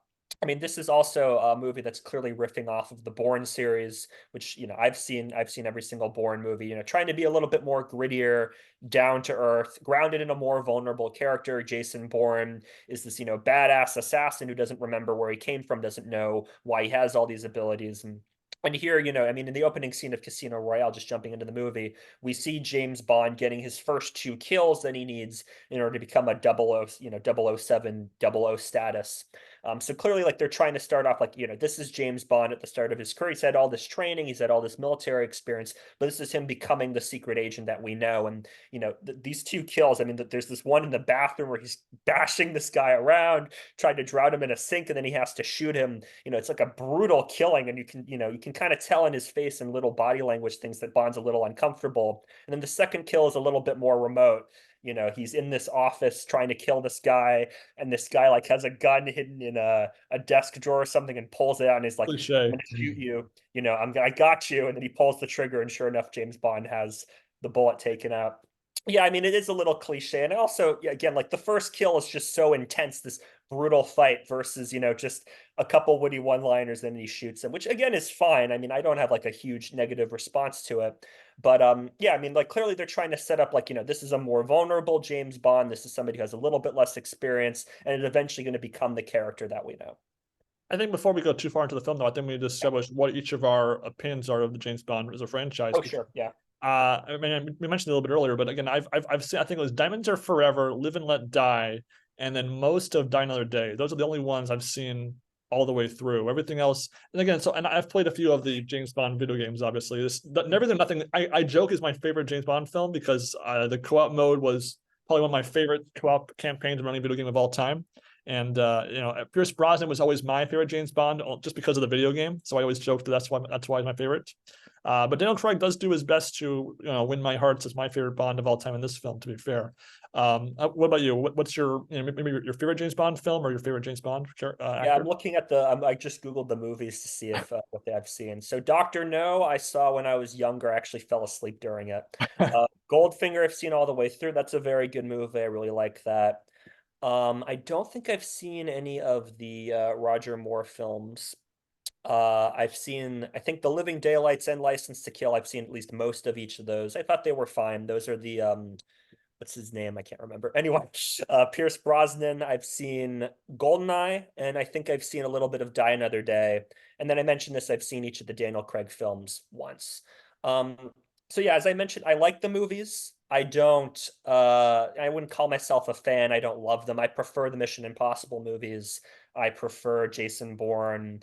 Yeah, I mean, I've seen a bunch. I like John Wick. I've seen some of these other action movies. I like them fine. So yeah, I mean, going into this, I mean, I remember liking Casino Royale. This is pretty much the only film that pretty much everybody who's a Bond fan loves from Daniel Craig. A lot of the other films are kind of controversial. Skyfall even is I think pretty controversial amongst James Bond fans. So I had decent expectations for it.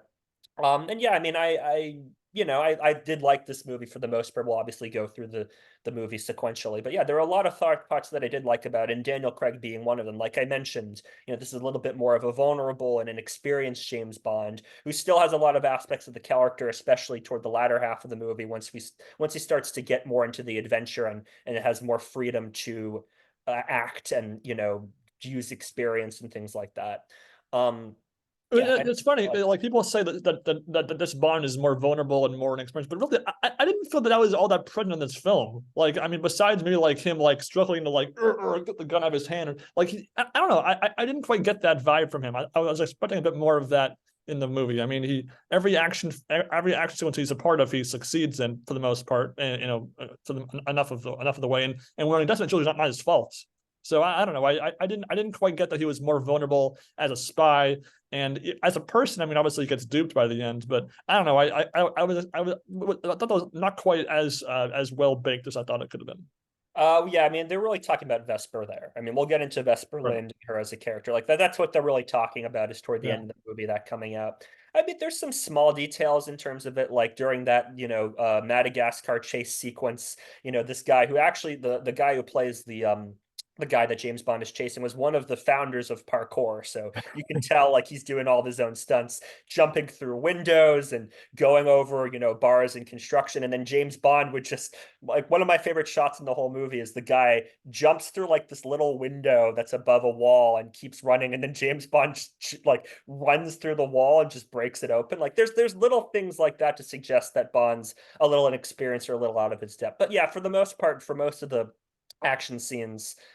he does competent enough that it doesn't feel super inexperienced, which to be fair, he has a military background and he has training, so that would explain it. But yeah, they could have done a couple little more things like that, I think. To be fair, that's it's kind of funny because we had seen years ago Johnny English Reborn, which kind Oh of yeah. is a scene that parodies that parkour scene, but it was kind of funny seeing the parody first and then watching the actual scene second. Yeah. So maybe I had a little bit harder for time to keep taking that scene a little bit as serious as it was meant to be taken. Yeah. So again, that's the scene in Madagascar. It's sort of an operation that goes south where there's this sort of snake versus mongoose fight that people are betting on, and I guess Bond's assistant in the mission or something. I don't know. It wasn't really established who that guy was. Messes up by having his hand on his earpiece, and so that leads into the chase, and it's a very well done sequence. It's kind of it's parkour versus brainy parkour, where like Bond has to adapt to compensate for his maybe like not quite at the level of parkour as the bomb maker is at. And it's a fairly long sequence, but I did feel like it kept things moving. The situation kept changing, whether it's on a construction site on the ground and then on the crane and on the beam, and things are moving and it's well shot. Obviously, it's you can see a few shots where maybe stuntman is in there or something like that, but it was enough of it felt organic though. I wasn't like picking apart in my head, oh, that's not real, or that's fake. It's really well done sequence. Yeah, I mean, it maybe dragged a little bit for me in a couple places, but it was really just fun to just watch all these different environments, Mm. them climbing up rigs and then rigging falls down, there's an explosion and all that. It's the first long montage in the movie, and I think it really does work and set up the action well.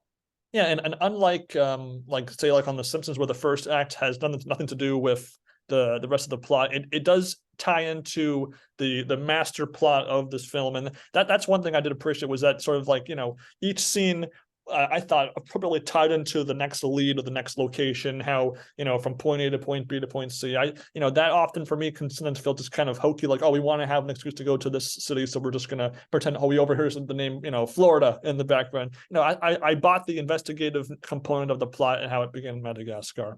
It does lead into the embassy in Namburu, where the mission technically goes wrong because Bond has to shoot the bomber to get away, and then sort of the public gets a view of English spy invades embassy and shoots unarmed bomber, and I was a little surprised that there wasn't maybe a bit more to like sort of like them trying to spin the story into a positive, like why he was there or was really unarmed or anything. But I don't know, I kind of like that how so many times in spy films these missions get swept under the rug, so it's nice to at least once have that not be the case. Yeah, and there was a nice scene where M, who's played by Judi Dench, who was one of the only people to reprise her role from the Pierce Brosnan era, is just sort of complaining about this. She's like, God, I miss the Cold War, which is a great line. M is just a really great character that she's sort of just the straight woman, straight man who bounces off of Bond, who's the foil, the inexperienced, breaks into her house to have a conversation with her at one point. Really like it. Actually, I thought this movie needed more M in it. I Yeah, don't think yeah. she's in it nearly enough. And there are really three scenes for me that are my top three favorite scenes in this film. And the first one being that scene between M and Bond, where she says, Bond 007s don't have a long lifespan, and that was establishing their dynamic early on. But really, I wanted more of that. I wanted more of Bond and M establishing their rapport, because this is meant to be a Bond origin story, and she's a key part of his character. I thought maybe one or two more scenes was really needed to emphasize that part of the character. Yeah, I mean, she's in a Skyfall quite a bit, so if you're interested in that, you can watch that. But yeah. And then from there, we get our first poker scene in this movie. We have Le Chiffre, played by Matt Mikkelsen. He's playing with, I guess some other wealthy man, where where Le Chiffre, he shoves all in with two pair, and then reads his opponent's, I assume, a double open-ended straight draw of one card to come, or a one, or gotcha of two cards to come. So hence the 18% being the odds for it. And it's just kind of blatantly meant to shoehorn in poker into the plot, but I did like that. At least they got the math right for a straight draw. Yeah, it's Lashif had been, this is the second scene that he was in. In the earlier scene, he's in Uganda meeting with a warlord, and he gets a bunch of money, which is of course in these little silver briefcases. Little cliched, but I still think it's fine. And then Lashif calls it in, buys a bunch of stocks, and then we don't quite know what happens after that.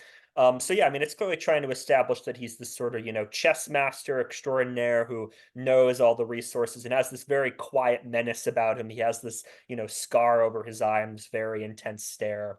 I like this scene fine. Yeah, I mean, I think, poker, again, we call this a poker-ish, poker-adjacent movie. But yeah, I mean, this was sort of a good way of establishing, I think, a poker in this movie.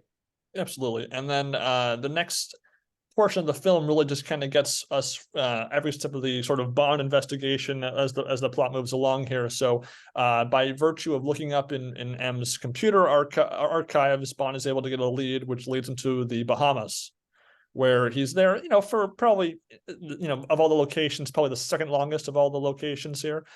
He goes, so I guess kind of undercover, but kind of not. He gets mistaken for a valet, which leads to kind of a funny moment where he gets revenge on the guy's car by parking it haphazardly, breaking it, and setting off some car alarms. And again, it's kind of like serious humor, as I like to call it. It's not meant to be like haha funny or goofball humor like some of the other James Bond films would go for. It's it's humor within a context. Yeah, it's humor, and also that the joke goes along with the story. So he crashes the car, all the car alarms go off, everybody's distracted, and that lets him sneak into the hotel and view the videotapes of who sent the text to the guy in Madagascar. So it helps tell a story rather than detract from the story. And we find out that it's this guy Demetrios who Bond manages to find. This is again another time where poker comes into the story. Demetrius is playing poker at this hotel bar, and Bond sits down to play. And now we get to actually see James Bond play and see how he plays as a poker player. But again, as I kind of figured it would be, it's another one of those Hollywood moments where the nuts runs into the second nuts, where it's a cash game and this sort of like country, not like dining hall, poker room area in this location. So Bond has he's won a bunch by now, and he bets and then Demetrius bets $5,000 on the turn, and then he tries to shove the river. But he wants to like shove for more than what he's got. So he offers to like to shove to put in his like write a check or put his watch in the middle. Bond says, "Okay, I'll take your car if I win the hand."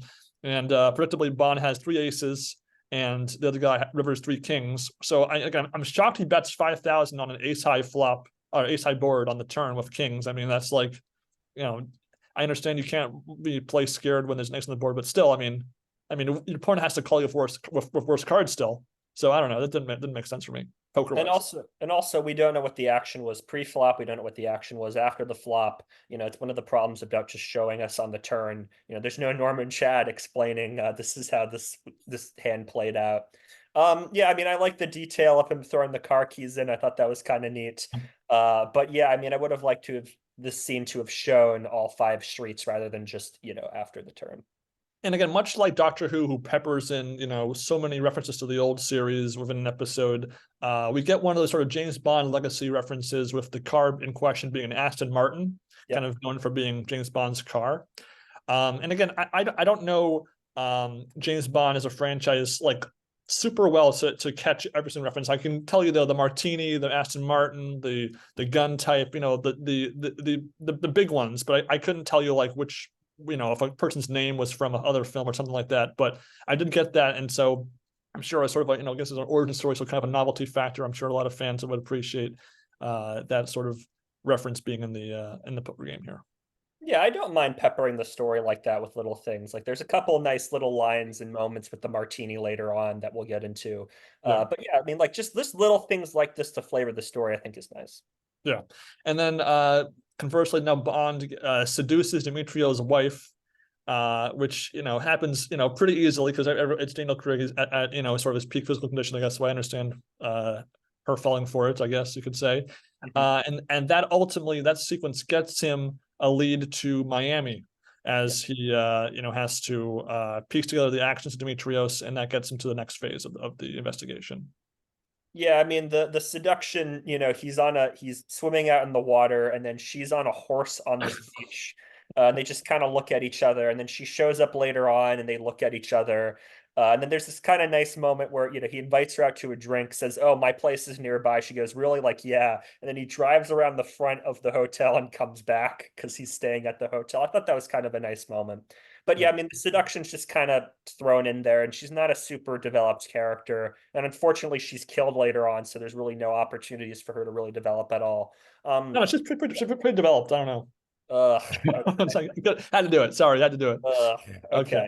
And so Yeah, I mean, it's just an excuse to get him to Miami. I understand that, but I would have liked a little bit more with that character there. It's not like an egregiously bad thing, but you know. again, it's one of those Bond cliches, the use of seduction that I'm not the biggest fan of in the film. It's just kind of, I was expecting it. And I thought this film would not do that, but I guess Yeah. was wrong. And so that gets us to Miami, where Bond horribly fails at just following this guy, which I guess is meant to be an experience. But then again, every film they always fail at following the guy, so I don't think that's anything specific to Bond in particular. And then that leads to actually a pretty intense moment with a sort of like knife grasp showdown where they're like silently trying to like knife the other one, and then tug of war almost. That was a pretty well done sequence. It's not something I see very often with any movie really at all. And then, but because he's distracted, the guy's bag that has the components for the plan gets taken away, and they have to follow him into the airport. And that leads into probably the longest action sequence in the whole film, I think, is sort of going from the tailing at the airport to the actual bomb being stopped from the airplane. And again, the sequence was pretty long, but I did enjoy the sequence a lot. Yeah, I mean, it starts in Body's world, which, if you're not familiar with, it's all these bodies with the skin removed. So it's like you can see their muscles and their contortions and stuff. Just like such an incredible visual to just have all these different bodies around. And there's a sort of nice little clever detail where Demetrius leaves the valet tag on the poker table, so you just have these sort of bodies around playing poker, which I thought was kind of a nice tie into the poker theme. And then yeah, like it's from Body's world and all these like bodies contorting, there's this fight with the knife, which obviously Bond's gonna win, so there's not as much suspense, but still it's just really cool. And then Bond does actually do a clever thing, which is another guy grabs Demetrius's bag and leaves after Bond kills Demetrius. So Bond calls the phone of that guy using Demetrius's phone and manages to figure out which guy it is and then follows him to the airport. And then yeah, the airport scene goes on for a while and there's a lot of different stages to it. The guy like goes into a changing room, changes into a cop outfit, and then like triggers the sprinklers so that he can leave, and Bond is snaking through the airport. And at one point he goes to a locked door and he calls MI6 to try to get the door open, and then he figures out the password and goes in. Just all sorts of like nice little details that just sort of build tension into the scene. And you make you wonder like where are they going to go next? Are they going to go onto this truck? Are they going to go onto this plane? What exactly is going to happen? Yeah, and then this whole sequence, you've got vehicles, and you got crawling on a vehicle and jumping off vehicles, and fighting in the driver's side seat and all that stuff, and it's all very solid. I think it's well shot. It's it's called believable. I couldn't quite say, but it's kept within a realistic context that hovers that line of believability just enough that I could appreciate it. And again, it leads to the kind of the punchline of sorts is that Bond managed to swap out the explosive device and put it on the bomber's person so that he gets blown up when he thinks he's blowing up Bond. And again, it's a very solid sequence. Something I thought about after I watched the whole film was that I did feel like the sequences of action. There's maybe like four action sequences in this whole film, and I thought that the last one was probably the weakest one of all of them, ironically. Yeah, we'll get into that when we get there. I would agree with that.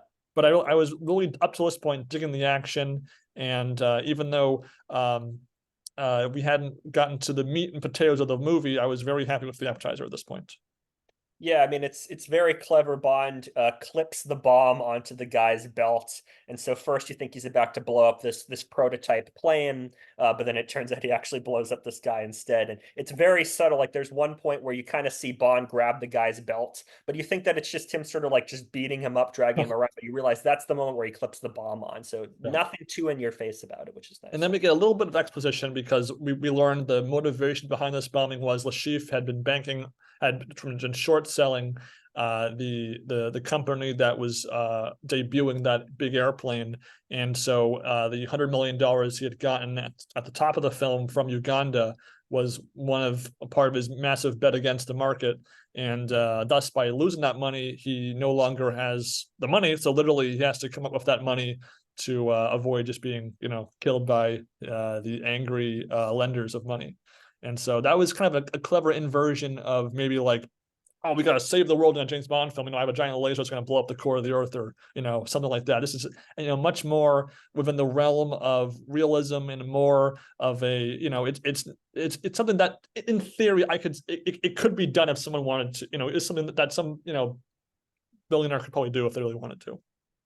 Yeah, Lashif is supposed to be this financier and bankroller of terrorist attacks and terrorist groups and different financial groups. So it's kind of interesting to see him, on his back heel that he has to come up with all, $100 million playing this high stakes poker game. And if he doesn't do it, he's going to get killed.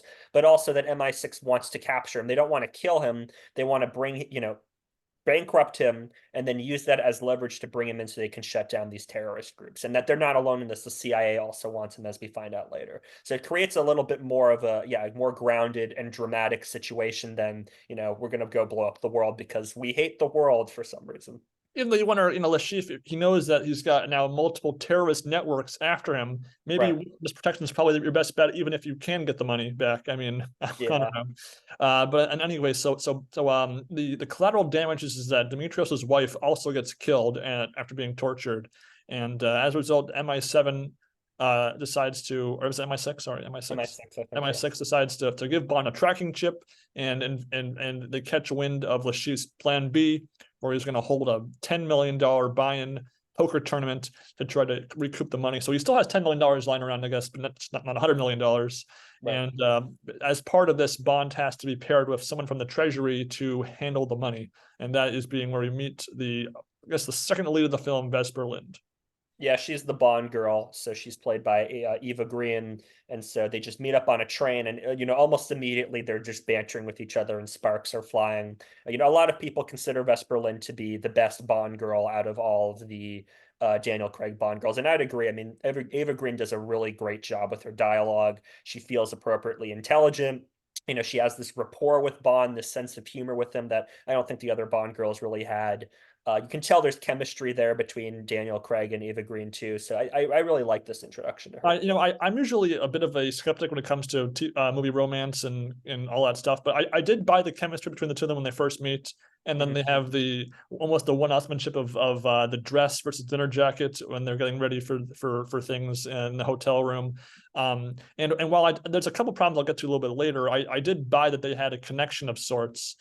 Even if I question the logic of why didn't MI6 have sort of a background search on Vesper Lynd? I don't know. That was a big red flag for me. But in any case, we're going now to the part of the film that I'm really excited to talk about is the actual logistics of the Texas Hold'em poker tournament held by Lashif. This is something that I was surprised to the detail that they got right in this, and just the fact that we had details to be given at all in the first place.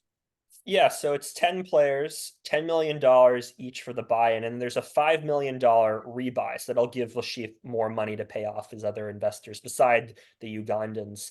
So it's at Casino Royale, which is in Montenegro. So there's, this whole casino, and then there's a poker room private, and the whole casino looks really good. I mean, you can tell they've spent $100 million on this movie. They really did a good job with the production design. The poker tables look really good, the cards and the chips, as well as the little cards they have for $1 million. That all looks really Plaques, good. yeah, the plaques. Yeah. Plaques, yeah. And I guess it's a winner take all tournament, which is kind of unusual. Even the one drop had payouts for the top 10% of the field, but whatever.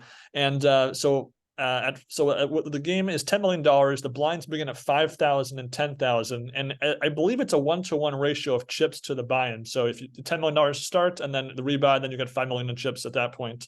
And everyone, there's 10 players, a mixture of male, female, Bond, Lashif, and a few other people that we don't know at all. And everyone at the table has their own different stack arrangements, which I kind of appreciate, because nobody's exactly the same. And we get probably, I forget, I didn't count, but I have it in my notes here. Maybe it's like 4 or 5 like real hands shown. And I know that when I watched the Ebert, the Roper at the movies review of this film, and they actually complained there was too much poker in the film. I think it got the amount just right. I think if it had been less, it would have been not nearly enough. If it had been too much, it would have been excessive. I think they made the right balance, I think. Yeah, I think so too. I mean, we can talk about, the quality of the hands and Right. what the rivers wind up being. But yeah, I mean, I think that's, 4 hands is plenty. Yeah. And so the first hand, we have an all heart flop, 985. Lashif Bond calls a 50K bet by Lashif. There's a 9 of clubs on the turn. And then $100,000 bet by Lashif called. There's the fake being distracted by his wife routine by Bond in the middle hand. And then a 2 of hearts hits the river. And then Lashif bets 200,000. Bond calls, thinking that he's bluffing because he saw the twitch, say that was a bluff, and it turns out he was right with the read with the board. The chief hits a 2-outer to make a full house to win it. It's actually, I think that if you weren't a poker expert like us, you might have thought it would have been a really big pot, but it really wasn't that big a pot. I mean, relative to the blinds was a big pot, but chip wise, Bond maybe lost maybe like 4% of his stack in that hand. So really, it's not a crushing blow to Bond by any stretch. Yeah, I mean, not at all. I mean, this is again just sort of a taster to show, uh, what Lashif's tell is, what exactly he's like as a player, what Bond is like as a player, as well as, some sense of tension that, Bond made this ridiculous call, 200K on the river. Oh no, but he's in control of the situation. And also, yeah, the Vesper Lynn just walking in. She's supposed to walk in a different way to distract the other players, but instead she distracts Bond. And it has like a nice little moment. It's like, oh, it's supposed to walk in through another door. Whoops, silly me, like sarcastically, which I thought was nice. Yeah, I think it's also a well-paced scene. There were other 2 players in the hand, but they fold out after Lashif bets on the flop. It feels, fairly realistic. Fairly. Yeah. And they play for 4 hours, which makes sense to me. Then they have a 1-hour break. I could totally buy that. Yep. And then in the middle of the break, though, Lashif gets almost like kind of half tortured, half interrogated by his angry Ugandan terrorist clients, where they threaten to cut off his wife's or girlfriend's hand as payment for the lack of money. And Lashif says, "I'll get the money. I'm working on it." And I did not see that coming. I was not expecting Lashif to be handled like that this early in the film. Yeah, I mean, it was a surprising scene. I'd forgotten completely about that scene. I mean, it's left, you kind of left to wonder, like, how would the Ugandans have tracked Lashif down? I guess Mr. White could have told them, or somebody else could have told them. But yeah, I mean, it is definitely a surprising scene. And then what I was also not expecting was Bond and Vesper sneak up to try to see where Lashif is going, what's going on. And the Ugandans notice them, and they get into a fight in a staircase, which I thought was pretty intense. One of the Ugandans is swinging around a machete, like trying to get Bond, which I thought was pretty cool. Yeah, and this sequence, Bond ends up killing both of the guys, and it probably leads to me the best shot in this whole film, which is Vesper Lynd in the shower, dress still on, mascara running, shaking, just like with PTSD. Like for me, that was the best moment. I mean, this movie is very Bond centric. There's maybe only a handful of scenes about Bond in them that aren't just Lashif, of film is villain, henchman or M back in headquarters. And for me, this was really like the best scene. Bond sits down, holds her hand, and it was really the only time I felt that they were forming a genuine connection on any level, whether it's platonic or romantic at all. And I really this scene was so good. I really wanted more of stuff like this, and that's maybe where this scene sets the bar so high that maybe the other plateaus of quality in this film don't quite match up to that level for me. Well, I think the relationship is decently developed. I mean, you had the dinner scene on the train earlier. You have the scene in the car where they're sort of bantering with each other. Bond is giving them their aliases. There's a bunch of small moments throughout. Like this is a scene that definitely calls a lot of attention to itself because it slows down. You have the spectacular visual of her in the shower. She's clearly upset. Bond walks in and his suit is getting wet and he's trying to comfort her. There's a lot of little and big moments throughout of their relationship. And it also feels appropriate that it established that she's an accountant. She's not a secret agent, like James Bond is. She works a desk job. So this is probably the first time she's ever seen somebody kill two people who tried to kill her. And she was also involved in that. She had to hold down the guy's arm so that James could get the gun away from them. It felt realistic as well as a good relationship moment.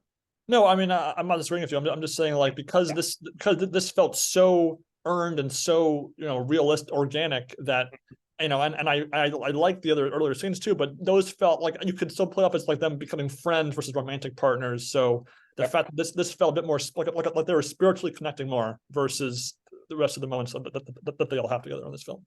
Okay. So that then segues us to day two of the poker tournament, where Bond gets involved in a three-way hand. The board runs out Jack, King, Ace, Jack, King.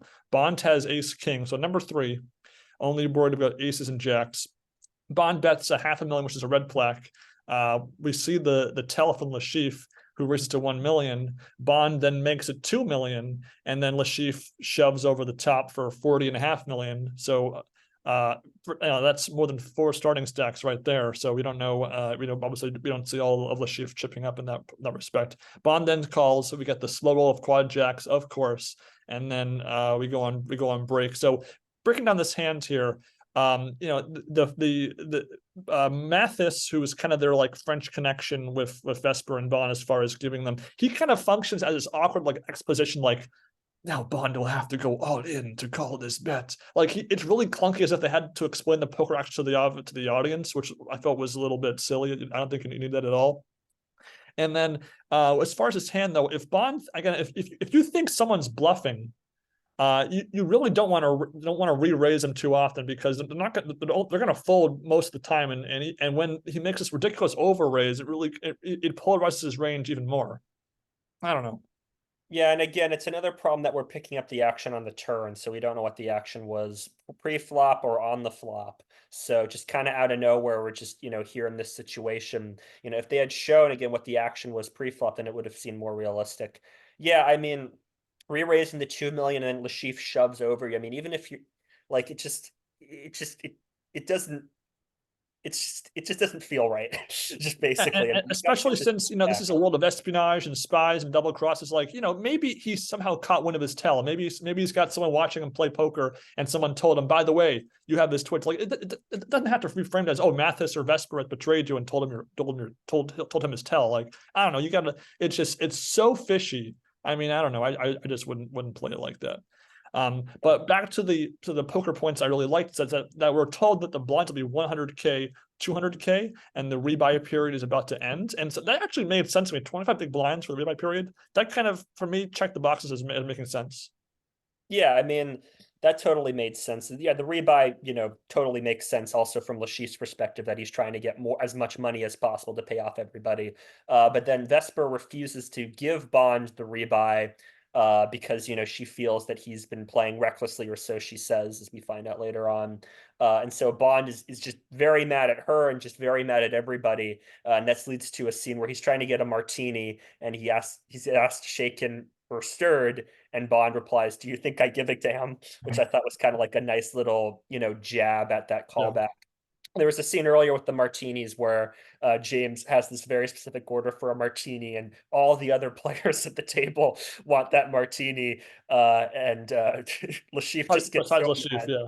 Yeah, Lashif just gets so mad. He's just like, "Can we just keep playing poker?" Which I thought was a nice moment.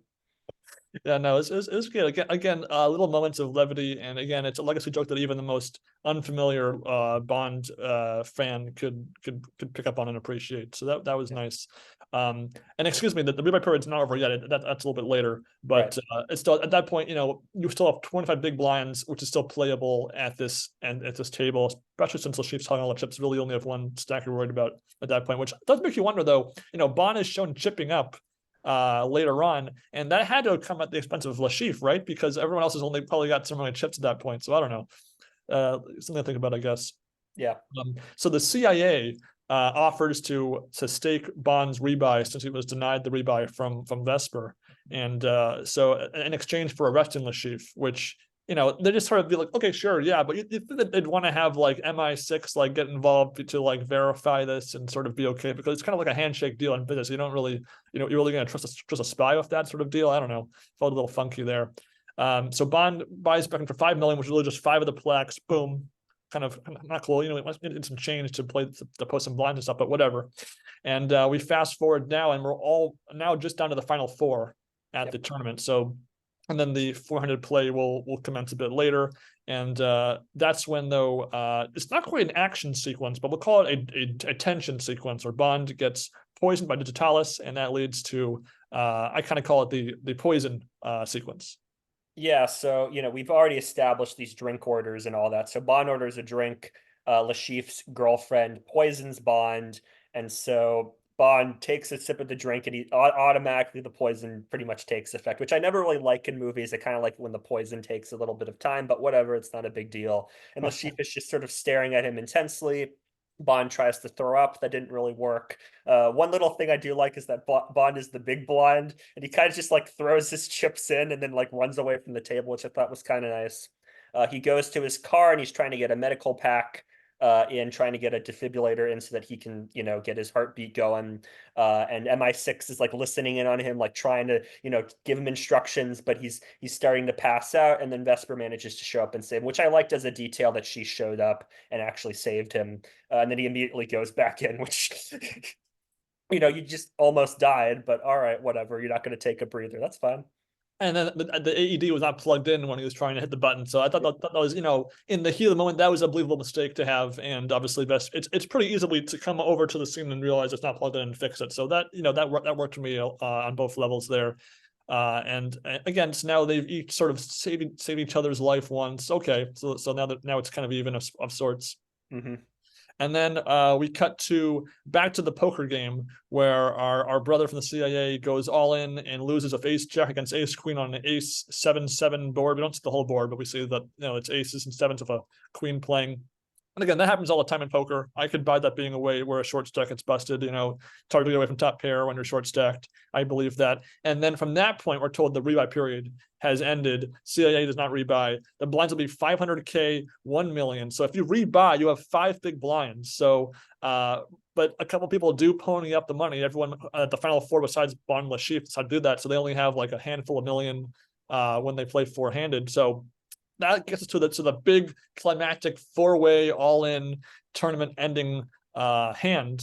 And at first, when I watched this hand out of context, and the guy's all in for 6 million and 5 million, I was like, how do they only have that much left? But if they had bought it at the very end, that would have happened. So that actually made sense to me. So so again, that's one level of the final hand works. So the final hand is an all spade flop, 8-7-6-4, ace of spades in the river. It's all spades, and then a 6. No, is it the last ace on the thing? Yeah, it was the ace on the river. And so, of course, each player has to have something that would have made sense to see the flop. But the other thing is that I don't know how many times, if you have like 8 big blinds, you're seeing a flop that easily with 2 big stacks and getting all in by that point. But Bond is straight flush. Lashif has the second best hand, the aces full of 6s, and then we have 8s full and then a flush. And so obviously all those hands are good enough to get it in at some point, but again, it's probably the least realistic hand of the lot here on display. I don't know what you think about that.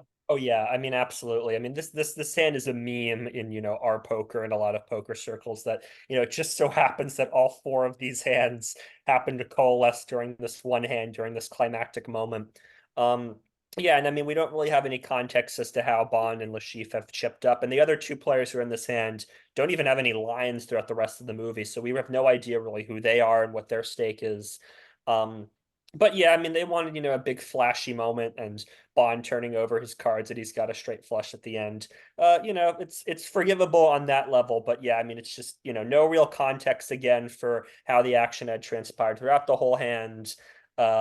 So, And, it's and I'm just surprised Lashif even saw the turn when he had middle pair on a four-way pot and no flush draw. yeah. Like, so I don't know. It was a little strange there, but nonetheless, and Bond had Lashif out chipped, but they had fairly equal chip stacks because they had the majority of the chips in the middle by that point when all Yep. the cards were on their backs. And again, with the blinds 501 million, there's only so many big blinds in play here. So I did kind of buy that being the blind level for the tournament, like given the Yeah. stacks. That again, it's a subtle detail that doesn't matter at all. But to me, I bought that part at least. Yeah, I mean there's some small details here that work. It's just the overall element of one guy's got an ace high flush, one guy's got eights full, one guy's got aces full, one guy's got a straight flush. They clearly just wanted a big moment to show, Bond hit the nuts and Lashif hit the second nuts as a way of ending this whole sequence, which, it's a little hackneyed, but yeah. Yeah, and actually, I think that Lashif had the third nuts, right? Because they say Yeah. is better. But anyway, that's not important. So obviously Bond wins it. He tips one of the plaques to the dealer, even though I'm not really sure how that works. It's not really a cash game. It's not really a tournament. It's not really a cash game. It's kind of a mixture. It's kind of bizarre because it's a 1-to-1 ratio for the chips and the money. But at that point, Vesper and Bond meet briefly. They talk okay. Vesper gets kidnapped. Gets put in the road. It was kind of a startling image right there. That was pretty impressive. And we're led to believe that Mathis was actually a mole, even though there really wasn't any clues that Mathis was against them. It's more, usually a film likes to put in, some subtle foreshadowing or something. I mean, and Mathis was not really a character we knew. He was sort of like the informal Norman Shadow narrating the game to Vesper, which is more to the audience than Vesper at that point. But he didn't really. He had he had a few scenes of Bond here and there, but didn't really have a character per se. Yeah, he was one of the weaker parts of the script. I mean, he's sort of like a fixer. He arranges for the chief of police in town, who's supposedly close to Lashif, to get arrested. He cleans up the two bodies that of the Ugandans that Bond killed, puts them in a trunk of a car, and frames some guy. Yeah, it just kind of comes out of nowhere that all of a sudden he's betrayed Bond. And I think he appears in Quantum of Solace. I don't remember for sure. I don't remember what his role in that movie was. I don't remember anything about Quantum of Solace, frankly, to be honest. It's been a while since I've seen it. Yeah. But yeah, I mean, it's kind of a nice moment. Like Bond jumps in the car to chase after them.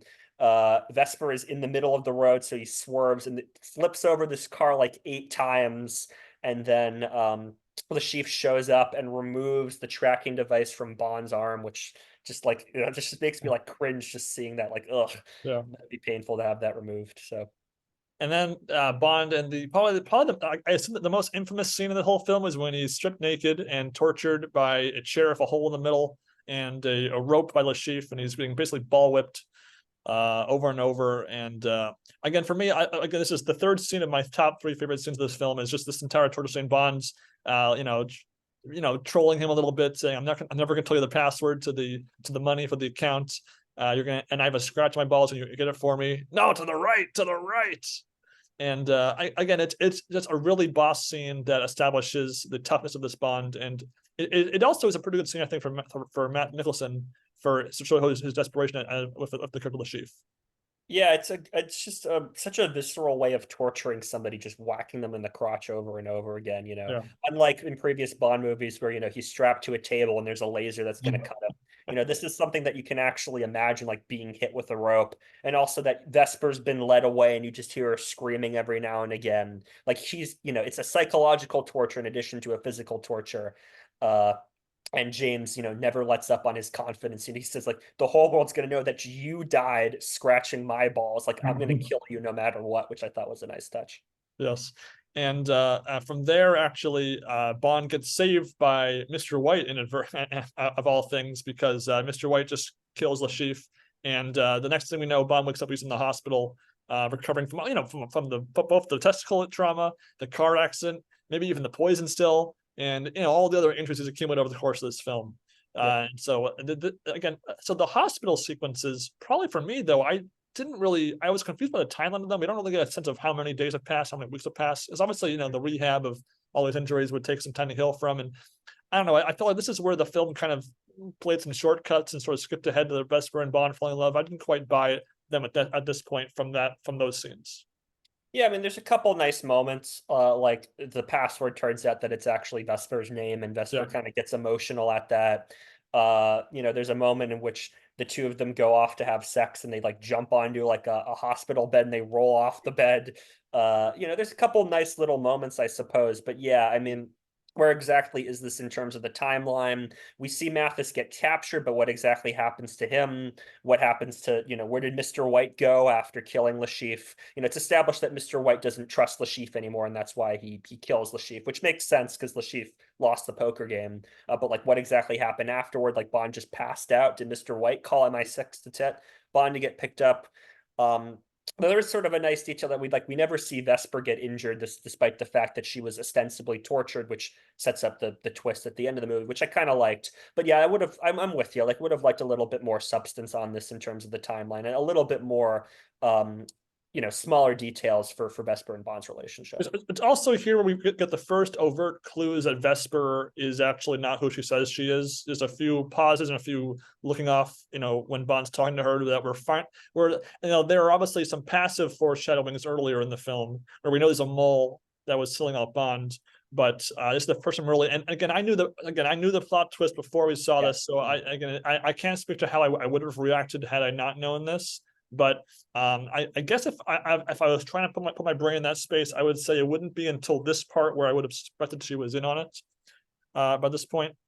And obviously, it's the making a character who's betraying someone she loves.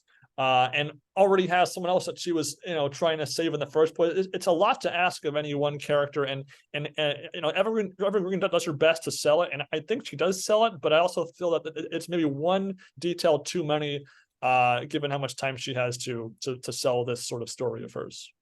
Yeah, it's established at the very end of the movie what her motivation was, that she has a fiance or a boyfriend who's been captured by Mr. White, so she has to, send the money to them. Yeah, I mean, it might have been a little bit cleaner if it had just been like, oh, Mr. White, wasn't holding anybody hostage, but she had previously worked for him, and he would let her go and have her stop working for him if she stole this money, something like that, a little bit more streamlined and concrete. Because I mean, I do buy that Vesper and Bond are, have chemistry and are in love with each other, but it's like, what are your thoughts about this other person, and where is he? Like, what happens after the end of the movie after Vesper dies? Does he let go? Is he let go? Does Mr. White kill him? What exactly happened to him? He's a loose thread that's not accounted for. And then so Bond and Vesper go to Venice, and they're honeymoon phasing it up, and again, like I said before, I'm a bit of a skeptic when it comes to romance in Hollywood. I really, it takes a lot for me to buy in, and again, I mostly bought in, so that's not really an issue. But regarding retiring to Venice, I mean, I don't know, Bond, I don't know what their massive plan was. Like, they really think this is sustainable for forever. I don't know, but they go to Venice. Bond realizes through coincidence, quote unquote, that Vesper has betrayed him, because just as she's leaving to go to the bank, he gets a call from M saying the money never turned up. A little coincidental. And then he realizes that the money that Vesper's withdrawing must be the money from the tournament. So he follows her in another kind of following-ish montage, and he sees her handing off the briefcase of money to some of Mr. White's goons. And that leads to, again, what I said earlier, is probably, for me, the least engaging action sequence of this film. I mean, maybe it wasn't meant to be because it's meant to have the emotional ending, but I don't know. I didn't feel the action it felt a little bit too sort of like generic, I guess. Yeah, because it was mostly contained in this one building that was sinking, whereas before at the action scenes we were going through a lot of different locations. It was a chase in addition to being a gunfight, versus Bond chases Vesper into this building with Mr. White's goons, and then Vesper just sort of like winds up in an elevator or an elevator. Yeah, we don't see her getting put in the elevator, or if was it voluntary? Was it like for protection? I mean, Mr. White, I mean, she did the job for him, very successfully and correctly, and without any sort of wavering in her trust. I mean, even though her royalties were ultimately with Bond, he doesn't know anything about that, so that doesn't make sense to me. And then I mean, it's well shot action and all. I just felt like the other ones were at a much higher level. Yeah, I mean, I'm with you. There was also just like one distracting thing was as the building is sinking, it's filling up with water, and the water is clearly like a swimming pool. Like it's clearly this like blue, like really clean water, and it's not muddy or anything. I Yeah, like the idea that it's in this sinking building. me too. It's like something out of a video game or something. You Yeah, have to get out before the load bearing boss. You have to get out the boss is yeah. destroying this whole area. And there's some little details in the action sequence I like Bond is like shot with a nail gun. He's got nails sticking out of his back, and he turns the gun around on them. Um, yeah, I mean, there's the sequence still works as a whole for me. I just think it is the weakest out of all the action scenes. I agree with you there. And when it's the final one of an action film, it's going to stand out a bit more as a bit of a letdown than Yeah. had it been earlier in the film. And then so Bond ultimately does kill all the bad guys, but by the time he gets to Vesper, she's locked in this elevator. The water is sinking, and she lets herself drown to as I guess as sort of a to restore her honor, I guess, for betraying her lover or something. I don't know. I mean, Bond ultimately pries open the door that was locked anyway, a bit too late. But I don't know. I didn't quite get the sense that I wasn't sold that she went to Venice and was like about to like run away with him basically, and then she just wants to die instead of being with him. I don't know. It didn't make sense to me. Yeah, I think she felt bad at betraying him, and also I think kind of Em had like a little speech at the end where she was like Vesper was going to her death. She was doing this to save you. I mean, I guess Mr. White's goons could have killed her. I don't really know. Yeah, I mean, it's supposed to be the drowning itself works. I mean, it really feels like she's actually drowning. Yeah. Bond feels appropriately desperate. He pulls her out of the water and is trying to do CPR and restore her, and he's failing. That all works. But yeah, I mean, I would have liked a little bit more of what exactly her motivation was in that moment. And again, I think emotionally it still works on a broad level, but just again, Yeah. we needed a bit more of Vesper Lynn to get a sense of why what would push her into that state of mind. Mm-hmm. Obviously, so and again, her death, I'm sure it probably moved most people watching this, so it's not like it was unsuccessful. But I don't know. I feel like it's when so much of the film is at a high level, you want everything to be at that level. So that's my take on that. No, it still worked for me in broad strokes in the Right. most. Just some of the smaller details needed some work. Right. And then that, she had left behind a clue that leads Bond to Mr. White, and that's kind of where the film ends with the line Spawn, James Bond. Mm-hmm. So again, that concludes the film. Again, it's the only Daniel Craig James Bond film I've seen. I know that Quantum of Solace is kind of like a direct-ish sequel. Yep. Mm-hmm. And whereas the rest of the films all kind of end up being tied together, even if loosely, under different umbrella organizations, which is kind of a little cliche, but nonetheless, you'd know better than me. Mm-hmm. So as far as giving a score to the film, it's funny because when I first watched, I was like, it's either a really strong 3 or a weak 4.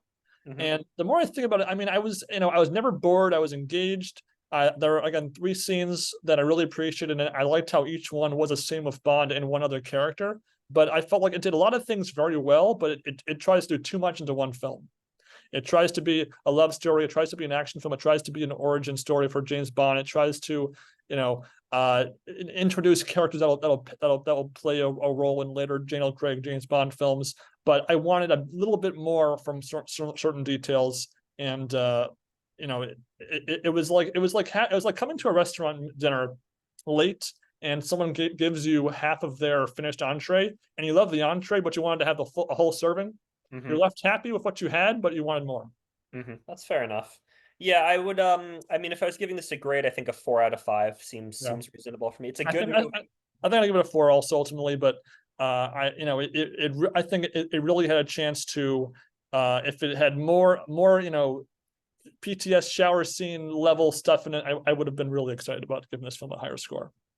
Yeah, I mean, it's the case with a lot of Bond movies is, once you kind of start to think about it, it's like, oh yeah, that detail, why did that exactly happen? Why did this happen? Who is this person? But you enjoy the ride. I mean, this was a fun movie. I'm happy to watch this again. I would watch this on an airplane, whatever.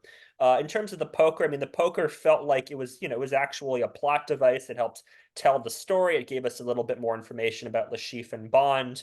The realism, not as realistic as it should be, and a couple small details here and there, but But I would say still above the Hollywood norm. yeah, above the Hollywood norm. Yeah, I mean, this is maybe like if poker realism is a thing, like I'd give it like a 3 out of 5. In terms of it as like a storytelling device, I'd give it like a 5 out of 5. Like I felt like it helped tell the story and bring about the action, and it made sense why Lashif set up this game. Yeah, I would get, yeah. I mean, considering it's a Bond origin story, maybe we could have had one unrelated Bond poker scene where he was like playing poker, in his training or something like that. Because I mean, it's just kind of informed ability by this point, so maybe I wouldn't give it a 5 out of 5 for that reason. But yeah, again, I kind of give the realism of poker in Hollywood a 2 out of 5. Like they get the fact that they have two cards right and that they have Yeah, chips, there's money involved. So again, 3 out of 5 is a pretty big deal for me. yeah. And again, it is in this film as a theme and as again part of the plot just enough for me. I think because obviously it's still a James Bond film. I mean, you could pick any James Bond film and pick like one activity or theme of it, and you wouldn't expect it to be in the whole film anyway. So that's totally fair. And as far as the acting goes, I think the acting was really good. Madam Mickelson, I really liked how he kind of in these subtle subconscious ways, like really kind of appreciate James Bond as a character, like as far Yeah. as like rival, the camaraderie there, even though he would never admit it. Obviously, Vesper Lind and James Bond, their acting is really well done.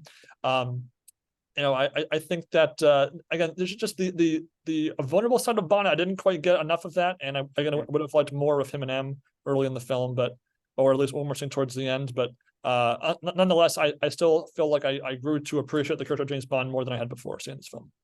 Yeah, I mean, I'd be more inclined to watch the other Bond movies having seen this. Yeah, this was a very enjoyable film. And again, like I'm not a huge James Bond fan. I like the movies fine. I'm willing to forgive, little things here and there because, it has a template. It has, a beat by beat template pretty much established over 50 years. So yeah, I mean, this was a very enjoyable movie to watch. And you guys definitely tell us in the comments if you have a favorite James Bond film. Is this one of your favorite ones? Who's your favorite Bond? Is it Daniel Craig? Is it Sean Connery? Is it Pierce Brosnan? Roger Moore? Whoever? Let us know. Very curious. Nowadays, now that we are officially past the Daniel Craig James Bond era, he had a 5 movie stint, so he had enough time to really build a audience relationship with the world. I'm very curious where he will look back maybe 1 or 2 James Bonds from now. Yeah, I mean, I really like Daniel Craig as an actor. I've seen him in other stuff, and he's very solid. I mean, there's a lot of different actors who are going to be rumored for the next Bond. I mean, Idris Elba has been in the conversation for years. I would think it would be awesome if he got it. But I mean, there's also Tom Hardy and Tom Hiddleston and all sorts of different actors who have been floated. So I'm definitely curious to see how the Bond movies progress from here. Exactly, guys. I think that unless you have anything else to say, then that kind of concludes our talk here. What do you think? Yeah, I mean, if you liked our conversation, please let us know if you have any other poker movies you recommend, or if you just want us to review the Bond movies. I'm totally fine for that. If you want me to screen the parody of Spectre I made with my friends in high school, I can do that on this channel too. I don't really care. And if you want to be on the show in any capacity, let us know if you have any suggestions for any other poker media you'd like us to review. We are mindful of the Mind Sport Olympiad that's going to start on Friday. Just as a reminder, it's totally free to play. Go ahead and do it. It's the 5 tournament structure. So the winner overall of the poker subcategory is whoever has the best scores out of 5 tournaments that they play. Any 5. There's more than a dozen tournaments you can play. So yeah, schedule is online. Check it out. I highly recommend it. Very fun event if you can do it. Yeah, we'll definitely be. I'll be able to play the majority of the early events. Luckily, work does not interfere with me, so we'll see if we can pull off some medals, some medal fortune here, Yeah. and we'll definitely discuss our MSO in the next episode in the future. But there's still a few more things we're going to talk about in later episodes, and we'll see what happens as we get through this not so cold winter. So I'm feeling like the poker fires are still burning hot. Yeah, and we'll try to get our next episode out whenever. If you want to be interviewed on the show, also let us know. We're always looking for people to be interviewed. So yeah. Yeah. So until next time, guys, enjoy your poker, enjoy your TV, enjoy your poker on the movie screen. Take care.